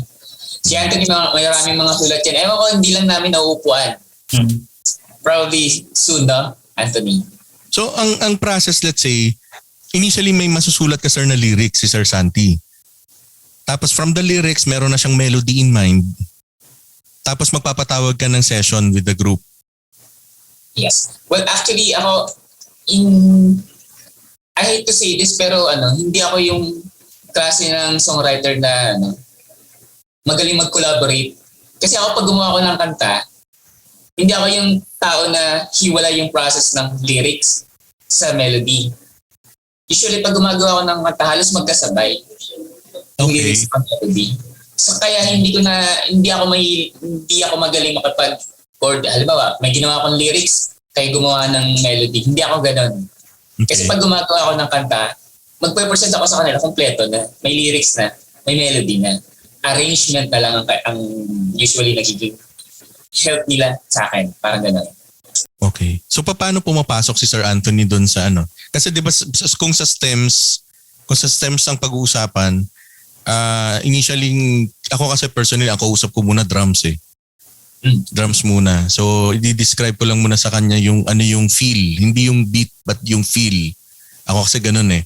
Then pagka na-explain ko na sa kanya yung feel, doon na magva-vary kung mabagal ba tong kantang to or mabilis tong kantang to. Ganun ba sa After Call? Then papasok yung bass para merong structure. Then last na yung lead. Parang ganun. Yes.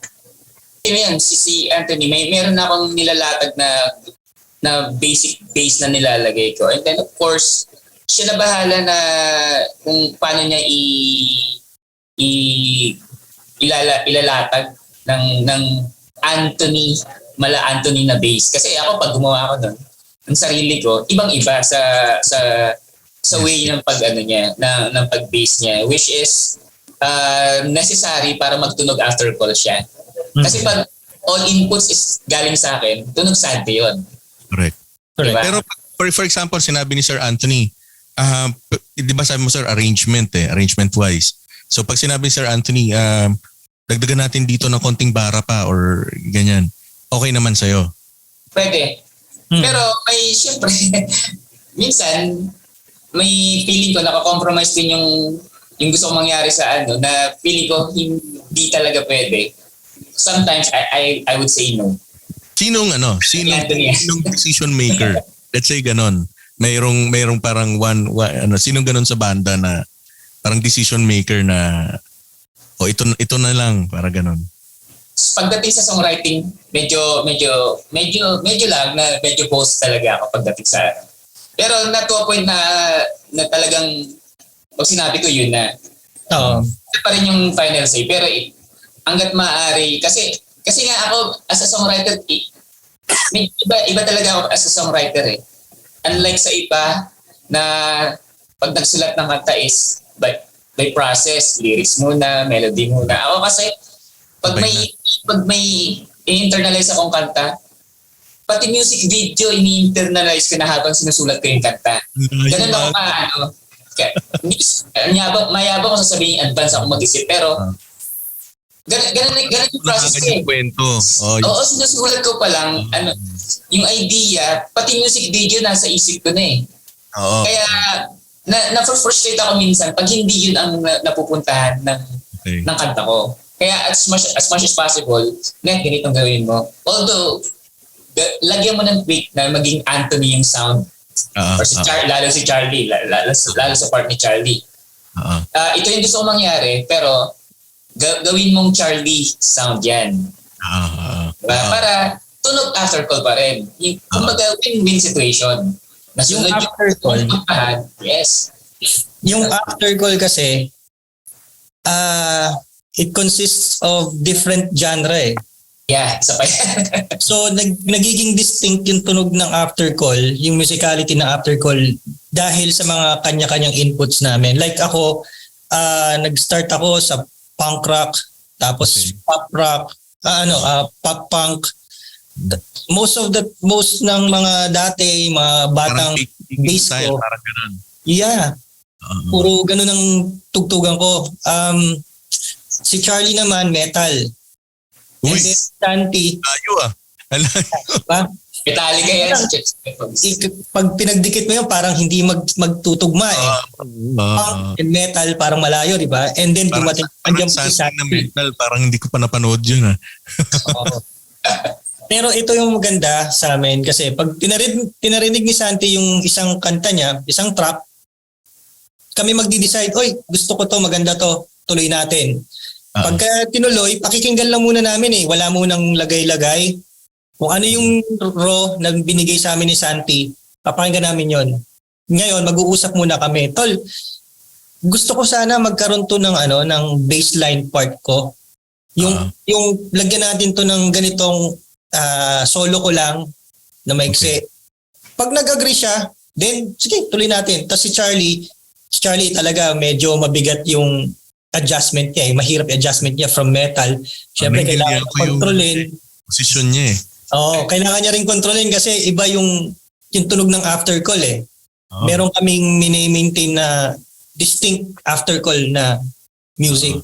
Iba yung after call, iba yung kanta ni Santi Leonardo eh. Exactly. Pero yan, tulad natin siya sa Sugar Free. Napaka-distinct hindi naman distinct, pero gusto ko yung sound ng Sugar Free. Unlike yung nag-solo si Ebe. Nag-solo si Ebe, lahat ng sessionist niya puro magagaling, mga professional. Pero I'm not sure, parang mas gusto ko yung sound ng Sugar Free. Kaysa sa sound ni Ebe Dancel na solo.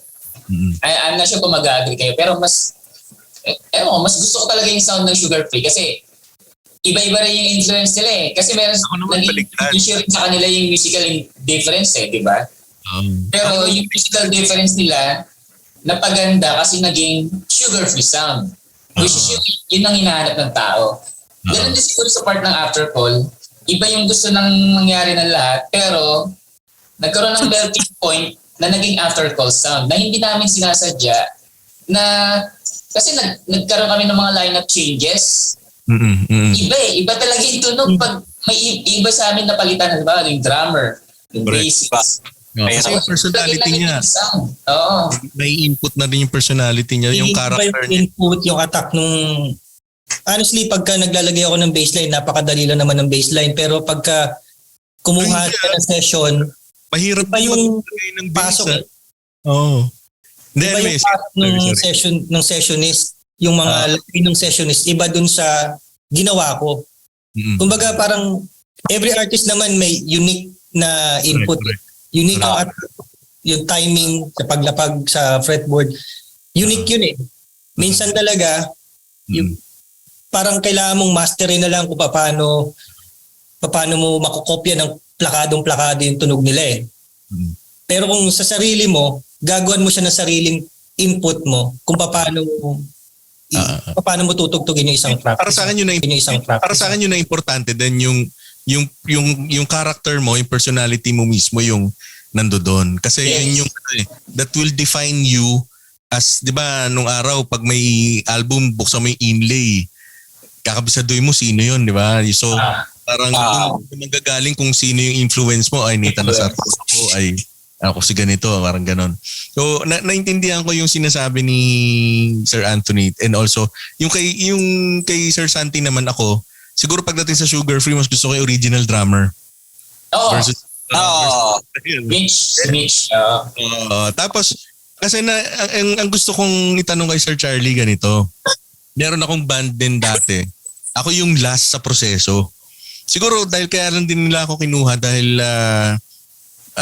nakapag-imagine ako dun sa gustong i-describe nung singer, nung songwriter. So parang ang nangyayari, wala na akong choice pag sinabi na niya kagad ito na. Ang bibigyan niya lang ako ng freedom is yung adlib. Pero doon sa adlib na yon, may ano pa yon, may description pa yon. So gusto ko itanong kay Sir Charlie, pagka sa after call ba for example, ganun din ba sa inyo na sabihin ni Sir Santi, ito na, meron ka ng stanza, meron ka ng intro, meron ka ng outro. Tapos yung part ng adlib, pwede bang may kwento siya nang galing ka dito, tapos bibilis siya, tapos aangat ka doon sa dulo? May ganun ba? May ganun. Some sort of, may ganun ba? Or First album, Clash talaga. Okay. Clash. Parang kami, yung ugali namin ng Clash talaga. So kung mapapansin mo, kahit na hindi kailangan ng distorted yung kanta, nilalagyan ko. Which is ayaw niya. Example, wala naman siya magagawa. Ako yung naglagay eh.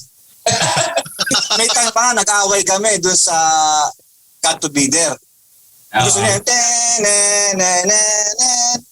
ako lang, para lang makontra ko siya.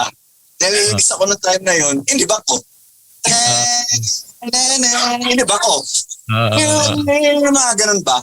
Pero, siyempre, pag nandito na si Wedex, tsaka si sumalangit nawa si Sir Jun, yung ano ni Gary B, yung taga niya, na naging taga-mix din namin, tsaka Mashroom. Wala akong magawa kundi sunod. Okay. Pero basta ang request ko lang sa kanila, kahit yung tsug-tsug lang. Okay. Para lang meron kang character na... Para mo. Tapos, yung simple lang na lahat. Ngayon, ang magiging problema kasi, kung ngayon mangyayari yun, ang usapan na kasi namin, paano bang gusto natin maging tunog? Kasi napapansin natin, hindi na kailangan ng tube, hindi na kailangan magarbong adlib, hindi na lahat kailangan. Pasimplihan na ngayon. So, pinag-uusapan namin ngayon kung ano naman yung kalalabasan ng album. As a whole. So, as a whole, gano'n na kami mag-usap ngayon. Gano'n na kami mag-practice sa GC. Mature talaga. From per song to Oo, kasi dati puro clash. Wala kanta na hindi nagtalo. Ay, sobra. Late ako dyan. Totoo. Pero Paano yung ano? Anong sinasabi ng manager, ng producer? wala akong magawa pagka sinabi May sarili rin siyang genre. jazzer yun eh. Jazzer yun. Oh, Patay. desero naman. Pati, Yes. wala. Pag sinabi niya mali yan, hindi naman ako maalam sa jury. Mali yan, tinapakan mo. Mali yung scale na yan. O ulit. Ayoko yan, masyadong maingay, masyadong di bagay. Ito gawin mo, ito pa malupit to bilang lead guitarist, parang, kung sir, kung lead guitarist ka, no? Sasabihin sa'yo, ito adlib mo. Yung ano niya sa bunganga niya. Yes. Sasabihin. So yung creativity mo, wala ka na silbi. Sundin mo yung dila niya. Yun yung susundin mo. Ganun kami mag-session during the paid hour ng recording.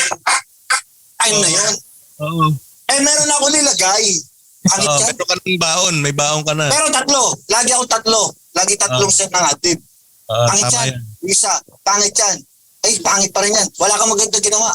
So, dapat nakaka-motivate. Di ba? Ganun kasi magsalita si Kuya Dex eh. Pero, hindi na, sanay na ako doon eh. namin yun. Okay yan. Wala kang maganda ginawa. Ito gawin mo. Isa bahala na. Siya yun eh. Dila niya yun eh. Di naman ako, konti lang dinagdag ko doon. Dulo na lang. Lagyan mo na lang ng wa kasi mukha kang wa. Kaitamit eh. Kasi ilagyan mo na lang para maging masaya ka lang. So, ganun yung process doon. Ganun yung process yun doon. Ngayon, napipilitan ako ngayon, siyempre, mag-aral. Kaya kapag nag-usap kami ngayon, sige, anong kinyan? Tapos, anong gusto mong palabasin? At bawa, gusto namin. Gusto kong gayahin yung tunog sa Orange Hill Line. Wala na tingin O Forest Dealing na lang. Overdrive. Halimbawa, sa River Maya na nung time si Rico Blanco ng pre-reading. So, pinag-uusapan namin yung anong kalalabasan ba ng album. Hindi na yung individual preference namin. Sinantabi na namin yun. Wala ng Metallica, wala ng punk, wala ng Mopats. Mopats kasi Mopats ko yung Number drama. namin. And blind is short yun eh. Blind is so short. Gano'n, mga Hanson bass. So yun, wala ka gano'n. After call na talaga yung usapan namin. May naalala ako, during nung recording days ng album namin, may isa kaming track doon which is Mahiwaga. Okay. Doon sa Mahiwaga, yun yung nakikwento kanina na sabi ko kay Santi, Sans, nung pinakinggan ko, sabi ko, Sans, gusto ko dito may part, after ng unang chorus, may part na bassline na ako lang. Kumbaga, konting laro lang, tapos balik sa lyrics as a verse. So, okay, nabuo namin. Tapos, nasa trabaho ako, itong manager namin, producer na, si Kuya Dex, tinext ako, Net, tawag sa akin ng Net, punta ka dito sa studio. Sige Kuya Dex, pagdating ko sa studio, pinaulit lang sa akin isang note. Sabi niya, Net, yung record mo kasi, sablay yung isang note. Bumindot ka nga lang ng isa. Sa loob-loob ko, Kuya Dex, nasa trabaho ako. Pinapunta mo ako dito kasi that time nagre-record, inaayos niya, nagmi-mix na siya, inaayos na nila yung sequence ng kanta, ng record. Sa loob-loob ko. Let's give our listeners an idea on what year. That was 2009. 2009. Although there is already a digital recording, pero ang goal pa rin natin during that time talaga, talaga yung isang pasada malinis, hindi siya parang tinweak na lang digitally. Yun yung sa ngayon kasi pag may mali kang note na adjust na iuusog na lang. Hindi yun yung software na ginagamit ni Kuya Dex, ito yung software na ginagamit. So guys, yun yung mga nakikinig sa Spotify, yung sinasabi ni Sir Anthony, yung recording that time, ganun talaga siya. Hindi po pwedeng ngayon kasi ang dali na dahil isang pirasong nota, pwede ko na siyang i-sample lang para hindi na. Dati talaga ika-copy mo na lang. Diba? Yung adlib nga pag nag-adlib ka tapos kalagitnaan biglang nadapa yung ulit ka na naman from the beginning ganun siya unlike ngayon may mga punch in na tayo, di ba? Hanapin mo lang yung naligaw na notes tapos i-adjust mo na lang. So unlike dati talagang ganun yung yung estilo. So nakakatuwa yung kinuwento ni Sir Charlie. Talagang away pala talaga. So as a band, ito para sa mga tip sa mga nakikinig. Paano nyo minimend yung clash ninyo after? Hindi namin na-handle ng maayos yun eh. To Before. a point na, yung unang breakup namin dahil nga sa mga mishandled clashes. Ano to moral lesson to sa mga nakikinig, no? Hindi naman I'm not trying to say anything negative, pero baka may matuto kayo from after call. Sabi nga ni Sir Santi, nangyari ba to during after yung production ng first album? Yes, right after. Right after? Oo. So kung mag-launch pa tayo tapos bago tayo breakup. After ng launch, nagkaroon ng major breakup talaga. Talagang Taon no? Walang pansinan. 2010, walang pansinan, naging bumalik. First reunion tayo ng 2012, 2013. Oo, 13 yata. Kung ilang reunion, yun yung away. Anong say ng followers nung ni-release nyo siya? So ibig sabihin naglo-launch kayo, magkakagalit kayo. may gano'n na. Medyo may ano na. Medyo mainit. Kailangan na. Nararamdaman na ba siya ng mga followers? Hindi. Oo. Hindi. Hindi, ramdam siya. Ramdam siya, lalo na nung pinalitan namin si Santi ng pogi na singer. Just after the launch. Di ba? Hindi, yun na obvious na. Pero yung sa atin internally, di ba? Hindi. Meron na tayong clash. Pero syempre, show must go on. Launching pa ng album, which is a big event. Nag-frontact pa sa amin Orient Pearl, which is iconic. Talagang Orient Pearl pa talaga. Oo. Tanong ako regarding Orient Pearl. Meron akong album nila eh. Doon sa May Kasalanan ba yun? Parang nirelease yata nila yung, I don't know kung tama yung pagka-recall ko nirelease nila yung album na yun na wala silang permanent drummer.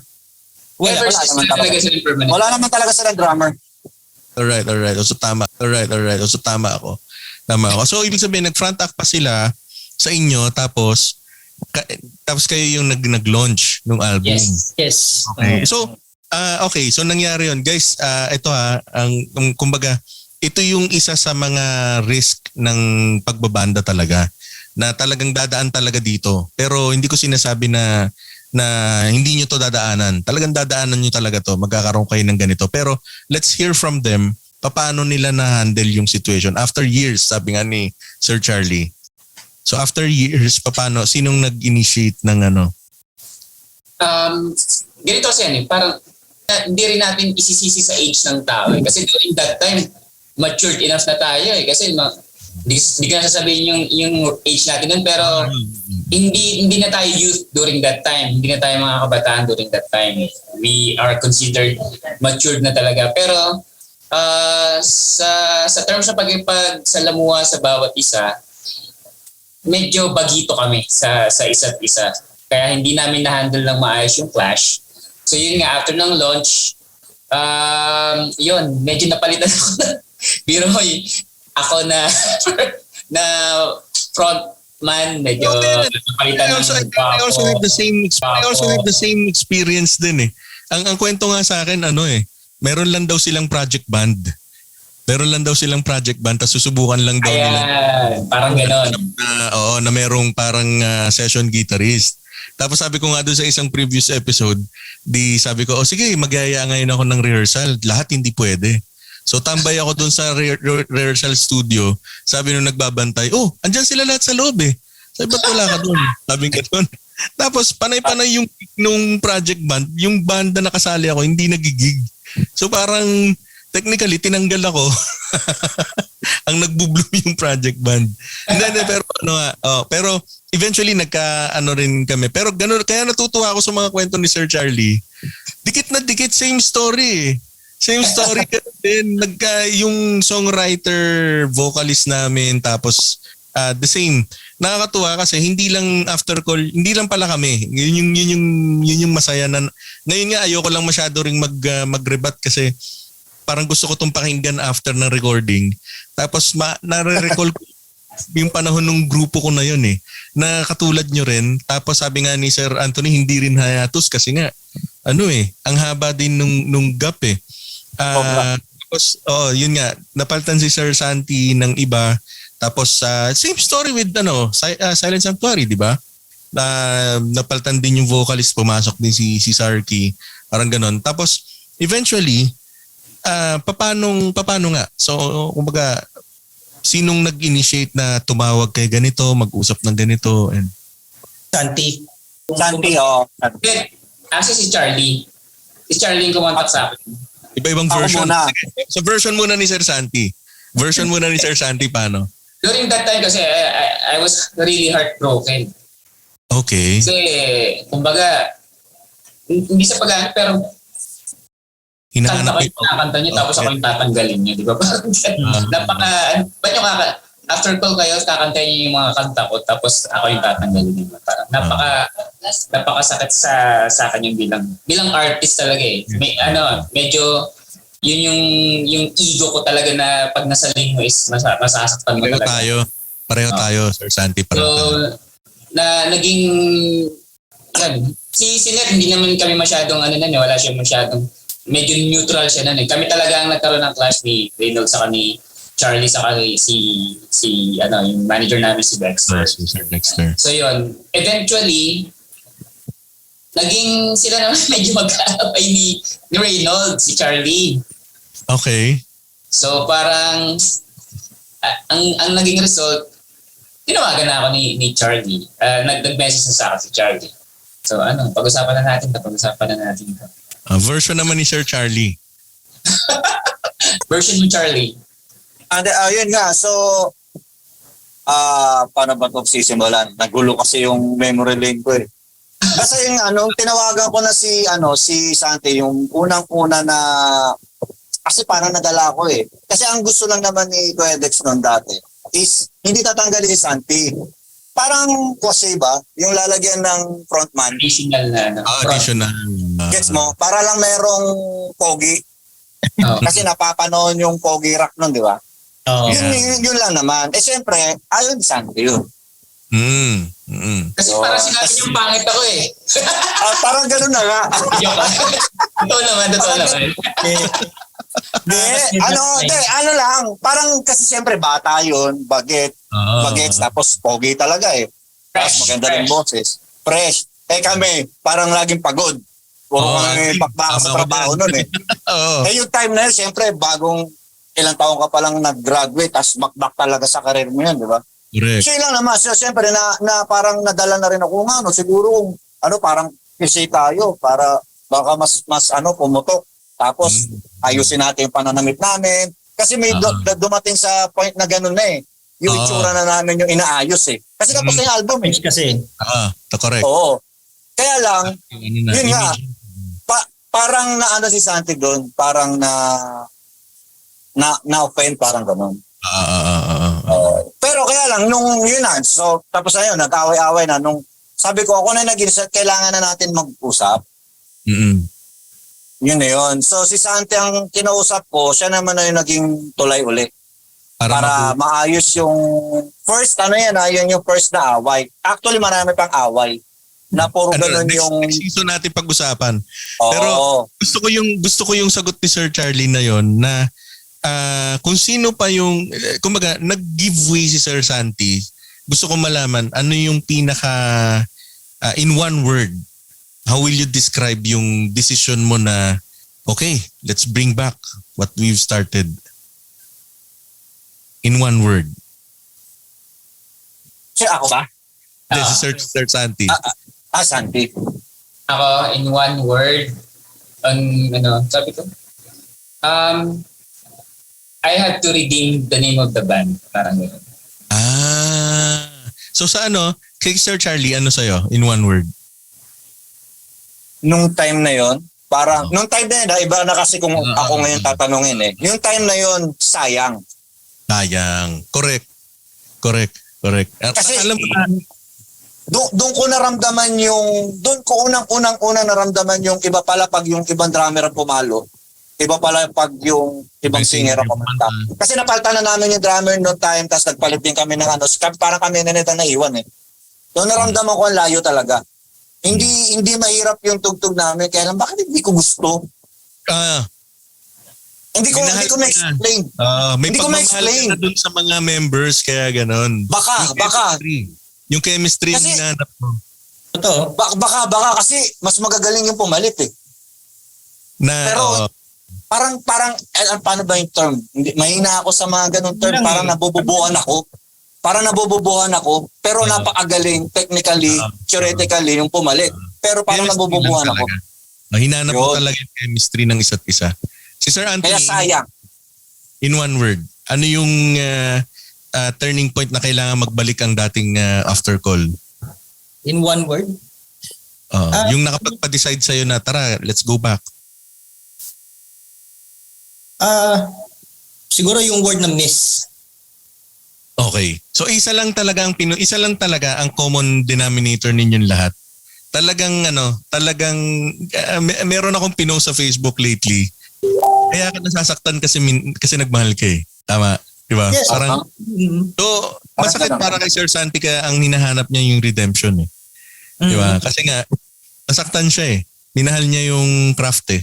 Minahal niya yung naging proseso from point A to point B. Tapos ganun din, hinanap din ni Sir Charlie na yung sayang yung pagkasayang nung napagsimulan. And also, na-miss din ni Sir Anthony. So, honestly kung since ako yung parang lumalabas sa parang nag-host dito, parang somehow parang ang emotional din pala ng after call, no? So, hindi mo na siya pala pwedeng sabihin isang unit lang ng banda. Pwede pala kayong family na talaga, no? Yung gusto ko itanong mo sa akin ngayon, sir, kung ano yung isasagot ko ngayon. Ayan. Kung dati sayang, kung ano yung isasagot ko ngayon. Sige ngayon. Kung one word na sagot mo na, family. Oo, correct. Kasi na-establish na namin eh. Sige, go on. Sir Anthony, go. Na-establish na namin eh. We've been through sa yung bad side ng correct. Personality namin, nakilala na namin ng isa't isa. Hanggang sa na-establish na namin na tanggap na namin. Pamilya talaga kami. Kami talaga hanggang siguro pagtanda na namin. No. Hindi ko kakausapin si Santi, hindi po pwedeng wala akong communication sa kay Reynold or kay Charlie. Kumbaga, ito na yun, family, we are band pero internally we are family. Ganun na yung mindset namin. Oo. Tsaka yung sundot ko lang, yung para sa mga viewers ng mga bagets ngayon, yung away na kinukwento namin nun is nagbatuhan kami ng pinakamasasakit na salita sa bawat isa at personally tinira namin at yung mga kahinaan namin personal, yung mga hindi dapat sabihin sa kapwa mong masakit. Nakapagbitaw kami individually, lahat kami. Talagang nag-block na mga Facebook, totally nadamay mga pamilya. Ganong kasakit yung away namin. Hindi siya simple, sir, na away, ha? Hindi siya simple Personalan away. talaga. Personalan talaga. Di ba dream theater, di ba? Ganyan. Yeah, bibigyan ko lang ng example na masakit kasi wala kaming anak ng asawa ko hanggang ngayon. We've been 25 years na kami, magti-25 years na kami, no, mag-anniversary kami 25th year. So yun yung unang-una nilang tinira sa akin. Yun yung mga ganong kasakit, no? So pag na-overcome mo na yun, feeling ko sagad pa sa family. Sagad pa sa family. Yes. Pag na-overcome mo na yun, yung parang wala na sa'yo, parang away kayo mag-utol. Pinagalitan ka lang ng tatay mo. That's the word. Family talaga. Di ba? Ang saya. Kaya masaya ako na pabilang din ako sa wala man kaming narating sa pakiramdam namin pero hindi na namin iniisip ngayon yun. Importante buo kami. Alam mo, nagiging emotional ako sa naririnig ko sa after call, guys. Natutuwa ako kasi may kasabihan, di ba? Don't meet your heroes kasi nga baka makilala mo sila tas masira yung how you idolize them, di ba? Yes. Alam mo, ako honestly, nagiging emotional ako kasi pareho tayo ng storya. Tama yan. Tama talaga yung lahat ng kinuwento nyo, yung lahat ng narinig ko. But at the end of the line, nandito yung after call, nagbibigay entertainment sa mga listeners, sinishare yung music nila, no? Na hindi ito alam ng mga tao. Hindi nila alam na may ganong pinagdaanan yung grupo. 'Di ba? So, trying to connect the first topic to this topic, hindi biro din talaga itong industriya na pinili natin, na pinasok nyo. No? Part of it is talaga nag-entertain kasi talaga eh. Yun naman din talaga yung isang purpose natin, magpasaya tayo ng taong nakikinig. sabihin, totoo yun eh. Kasi ako mismo, na-entertain ako dun sa kanta ng After Call eh. So, at aside from the songs ni Santi rin mismo. Pero, sa likod nun, ito yung kwento na pwedeng ituro, pwedeng iwan sa mga nakikinig na hindi miyembro ng banda o sa mga nakikinig lang na hindi din nagmu-music. Kita nyo yung kita nyo guys yung istorya nila. So, nakakatuwa. Ako nagiging emotional ako kasi after all, nasa isang stage sila. Nagkakasama sila performing kasi ang isang banda po mga kaibigan, isa lang ang mawala sa metro, pangit ang tunog. Isang makatipa ng sa dinami-dami ng tinipa nilang tama, isa lang ang makatipa ng mali. Angat 'yon, wala na. Pero 'di ba, hindi 'yun ang dahilan para mag-away tong mga to kasi nga napagdaanan na nila eh. Sabi nga nila hindi lang isa eh. Hindi lang isa yung pagdaanan nilang away, pero ngayon andito sila ngayon na ganyan. And saludo ako dyan. Ang daming nilang kwento na nakarelate ako. So, sige go Sir Anthony, go ahead. Sorry, dati, ito totoong nangyayari to eh. Dati, pagka ang isang member namin nagkamali in front of live audience, after set, may konting hindi maganda, may konting sisihan. Pero ngayon, tatawanan during sets namin, Tatawanan na lang na. Pinagmamalaki pa. tatawanan na lang namin eh. Kasi syempre napagdaanan na namin yung mga panahon na sobrang seryoso kami sa craft namin. Na talagang tutok na tutok kami, ayaw namin magkamali.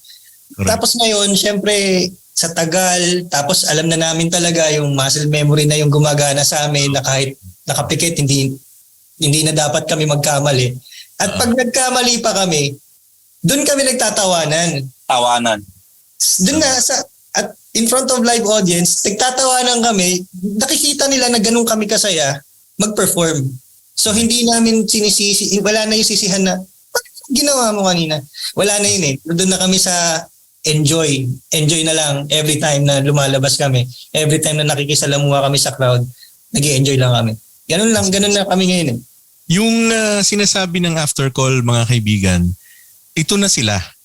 So, ako kasi ang gusto kong sabihin in conclusion to the discussion is kung ano sila noon na-overpower na ng kung ano sila ngayon. Yon.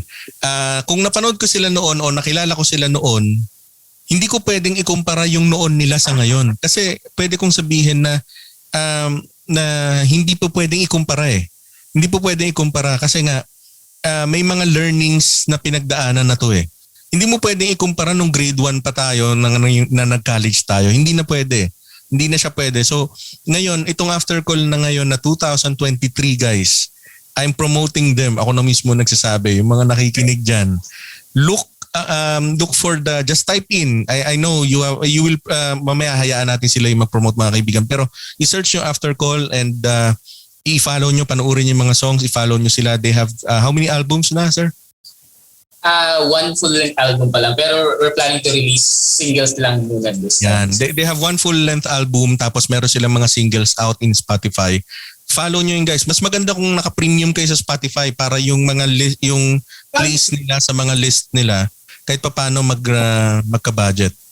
Yung album namin sa Spotify, for now, medyo magpapalit kami ng aggregator. So medyo wala muna siya sa Spotify for now. But pero sa YouTube still available. Yan. And then soon i-re-upload namin with our new aggregator. And meron na kaming napag-uusapan pero hindi pa namin na-finalize. So yung YouTube channel namin medyo aayusin namin, medyo meron kaming mga lumang props na kailangan namin mag-manage. Aayusin namin kasi dati upload kahit low quality, hindi maganda yung sound. Nasasayang eh. Kumbaga, syempre, as performers, gusto namin ipakita yung magandang craft din naman, yung magandang turnout din naman ng craft namin. Correct. Pero kung ako naman din ang tatanungin, sa mga listeners, no, balansein nyo din yung nanonood kayo from the YouTube and also manood din kayo sa live. Kasi iba pa rin talaga pagka nakasuporta kayo sa live eh. Yung musikero kasi, nakukuha niya yung energy also from the crowd.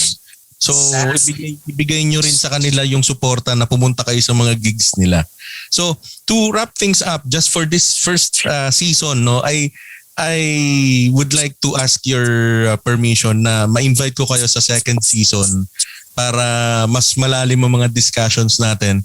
But just to wrap things up, kasi again, overtime ako, pero ang saya, hindi ko siya puputulin kasi nga totoo lang to eh. Wala kaming script dito mga friends. So, mga kaibigan, wala kaming script. From the heart lang yung pinag-usapan namin and based sa kung ano yung direction na gusto kong puntahan sa ngayon.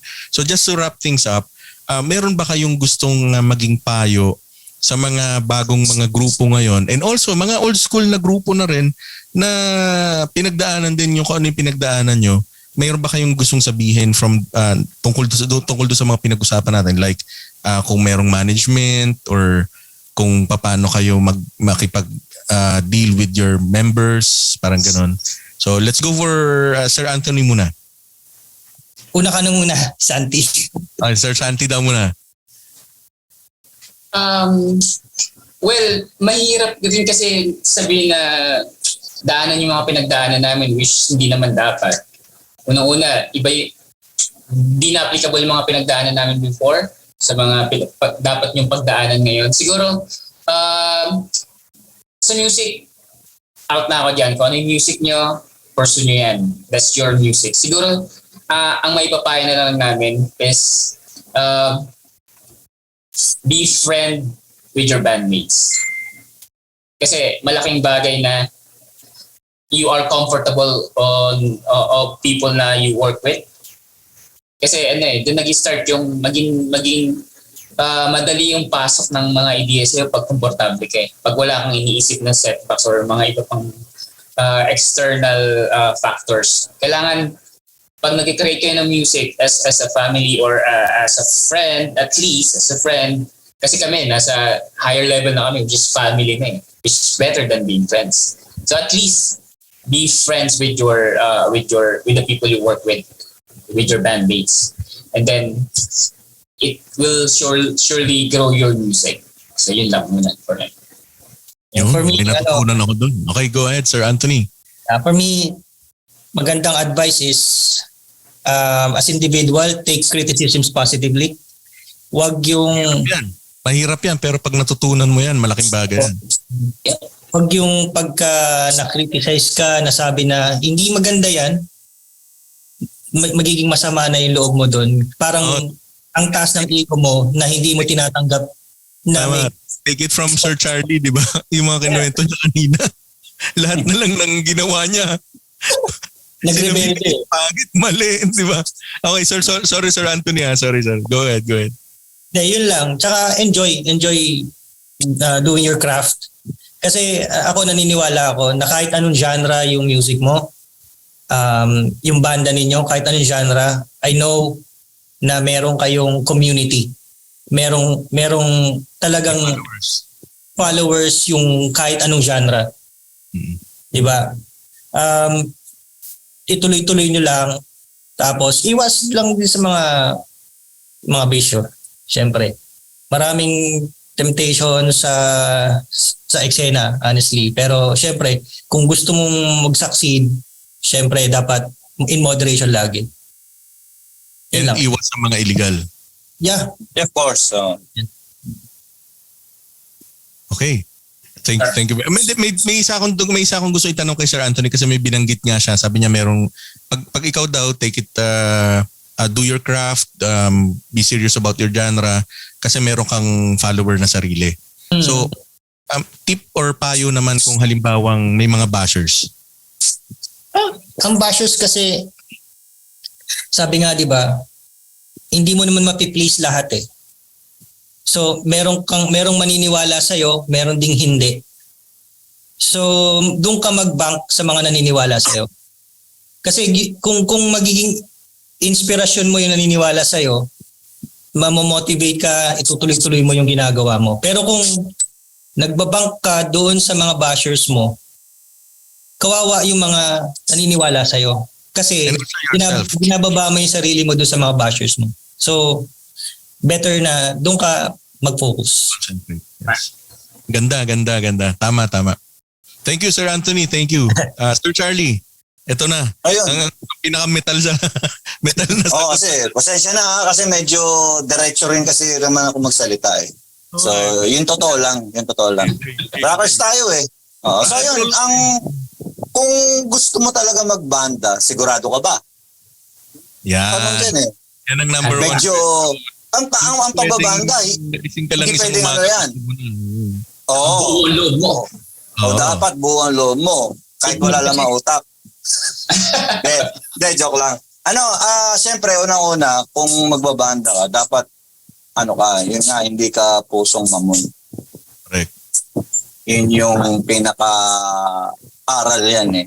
Tsaka, kapag hindi mawawala yung magtatalo kayo, hindi talaga mawawala yun. Kasi siyempre, iba-iba kayo ng gustong mangyari. Goal kung ba't kayo nagbanda. Lalo na kung bata kayo. Lahat kayo gusto nyo sumikat, magpasikat, magyabang. Yan eh. Pag nagsisimula, hindi ka mag-start ng banda kung hindi yan ang goal mo eh. Puro pagyayabang na lang. Diba? Right. So, sige, pagpalagyan na natin, okay lang yun. May pangarap kayong sumikat eh. Basta, make sure lang na kapag nagtatalo kayo, siguraduhin ninyo na maayos niyo yan. Para sa magkasawa lang yan eh, di ba? Huwag mong ikatutulugan yung away. Di ba? At saka ito, ang dami kasing taong ganito eh. Hindi na siya bibira yung open. Yeah. Bibira sa banda yung open. Yes. Kasi dapat kapag kaya ko sumali sa banda dahil meron din akong gustong gawin. Ngayon, darating tong isang tao na to, didiktahan kayo lahat ng gusto niya mangyari sa banda. So yung gusto mo, masusukol na. Masasakal ka na. Hindi ka na masaya. Parang girlfriend o ano na yan, di ba? Pag hindi ka na masaya, hanggang sa time na akalas ka na. Di ba? So dapat hindi ganun. So kung ikaw feeling band leader, dapat iisipin mo yung mga kasama mo. Yeah. Ang lagi mong tanong sa kasama mo, Tol, meron akong kanta. Ano sa tingin nyo? Tol, meron ako ipapakover. Okay ba sa inyo? Hindi, iba kasi yung ganong approach. Ay, buhay mo to. Ay, kentoy mo to. Iba kasi yung ganon. Medyo para nakakabastos kasi yun. Diktator. So actually, yes. Actually, ako wala namang problema kahit may magalit o ano. Sa mga bagito, sa mga ka-bracket namin, sa 40s pataas, sa mga 50s pataas sa banda, hanggang ngayon, ganun pa rin ang mga ugali. Okay, tama.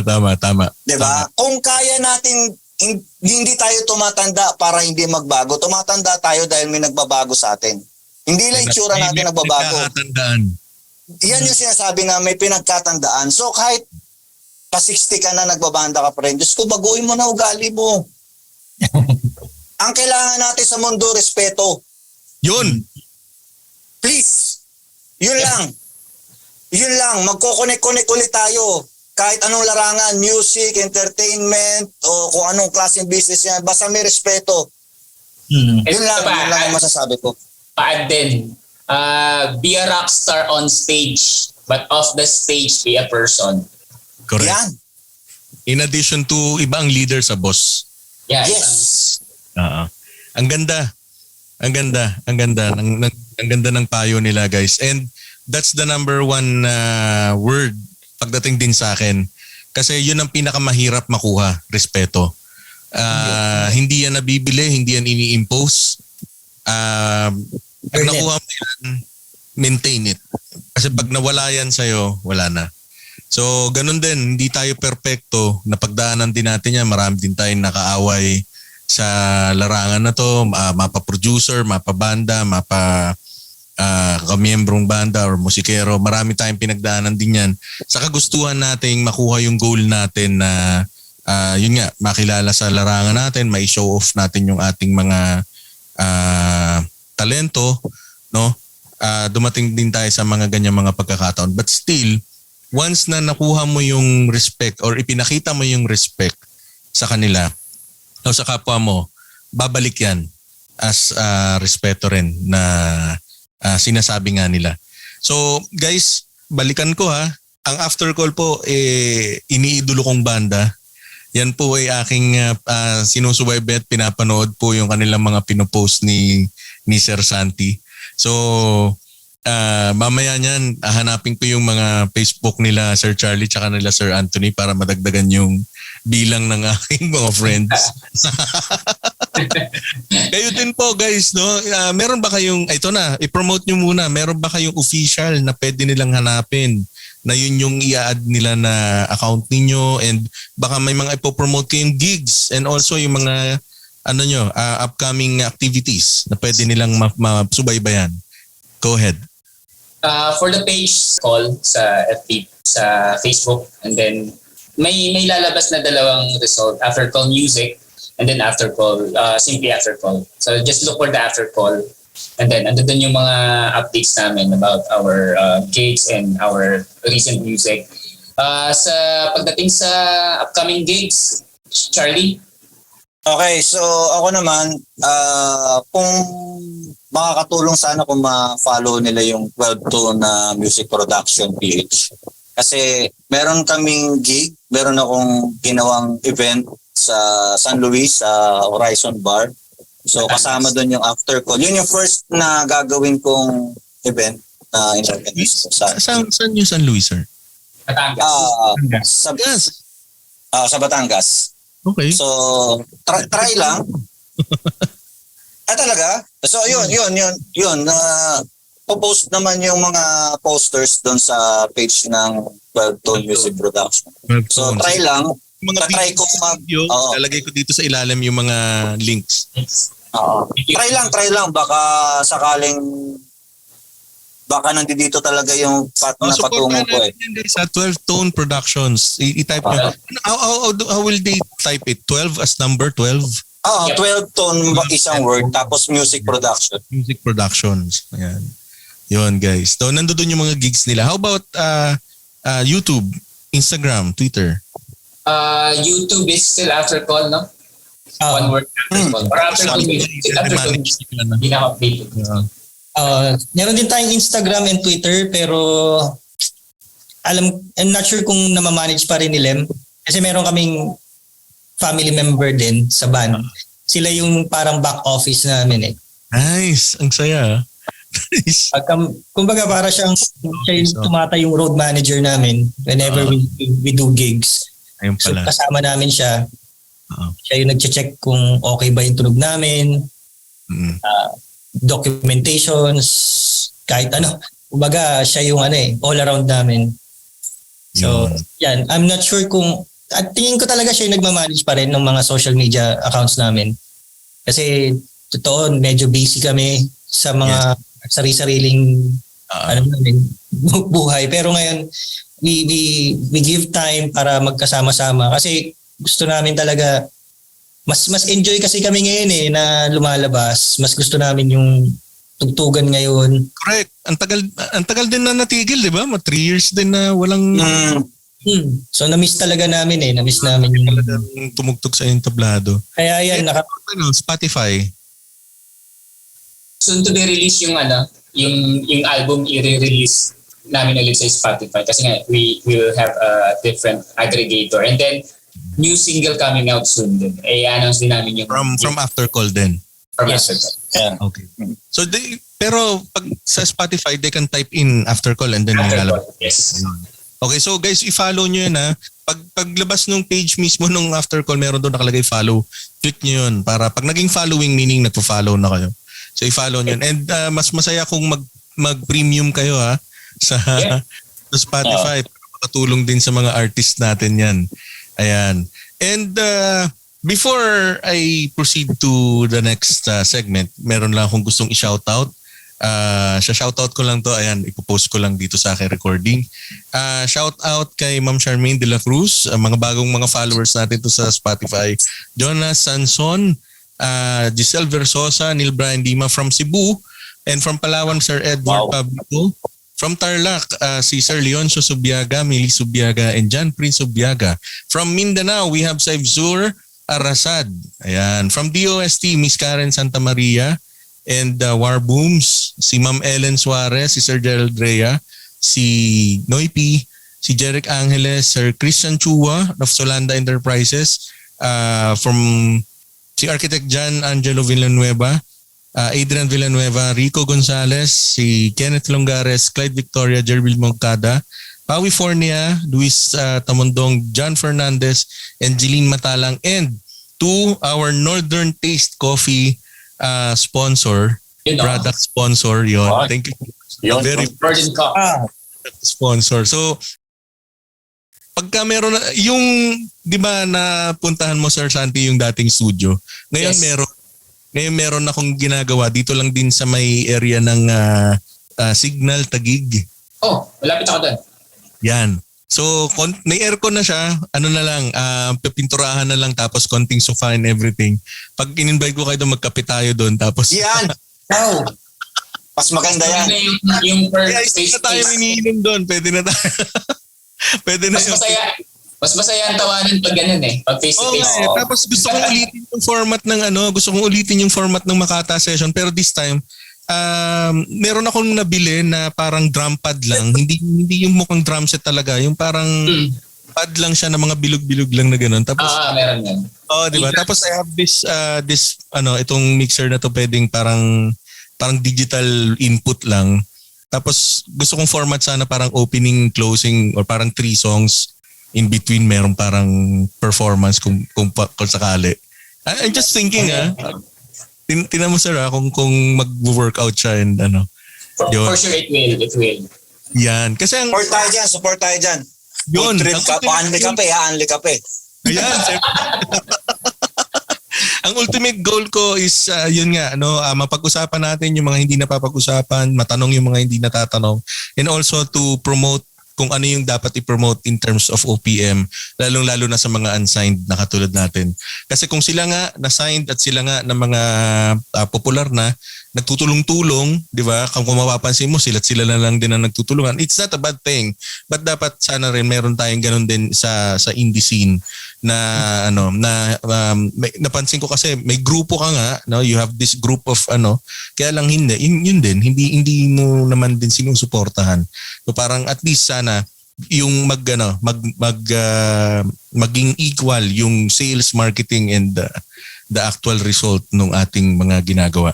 And to give the closing remarks, guys, yung pong ating mga susunod na episode, baka medyo magtagal kasi naglabas ng advertisement si Spotify na magkakaroon siya ng maintenance break this coming July hanggang July 5. So baka hindi po tayo makapag-upload on those dates. So magpo-forward po yung ating episodes. Then, yun. So also, abangan ninyo, mayroon akong basbas na baka sumali na si Sir Reynold, si Sir Anthony, tsaka si Sir Charlie, and si Sir Santi as individual naman sila na mga guests natin. Isang episode dedicated. So, pag may sinabi si Sir Charlie na wala si Sir Santi, abangan ni Sir Santi yun para masagot niya yung... Para makagante.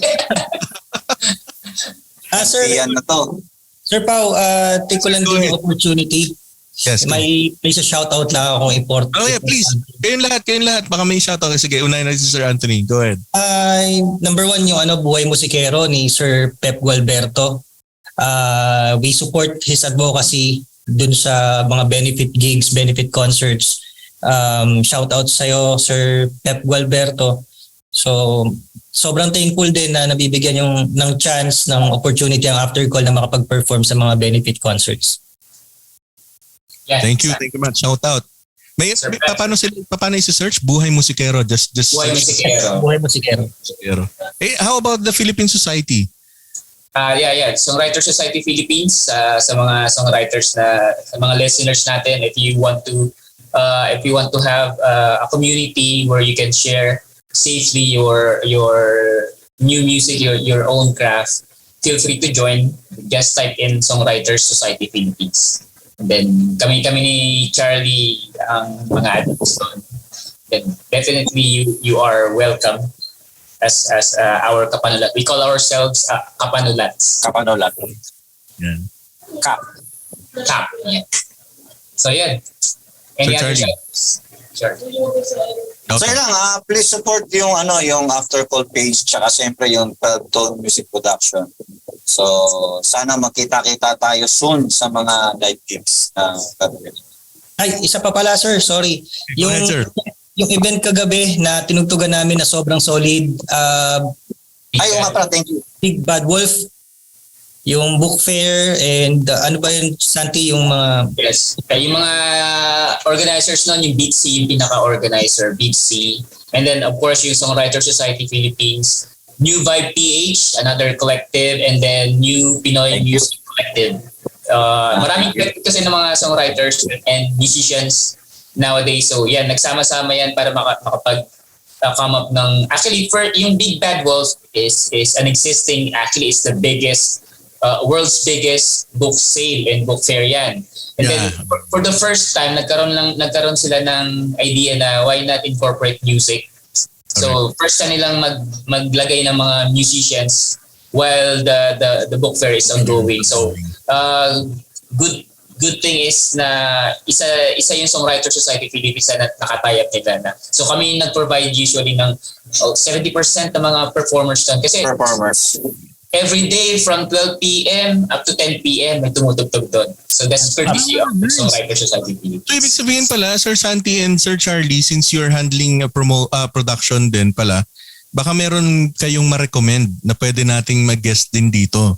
Just Madami. Marami. And also I'm offering you kung pwede at kung okay sa inyo, mag-co-host kayo dito sa programa natin. Sa totoo lang, feeling ko pagka meron tayong guest tapos kayo yung mga co-host, parang ang saya ng... Gusto ko yan. Iba-iba kasing personality, no? Pwede. Ang saya ng ang saya ng batuhan para tayo matagal na magkakakilala talaga. Lalo siguro pag face-to-face yan, di ba? Oo. Sakit lang ng tiyan natin yan. Lalo pag may iced tea tayo, no?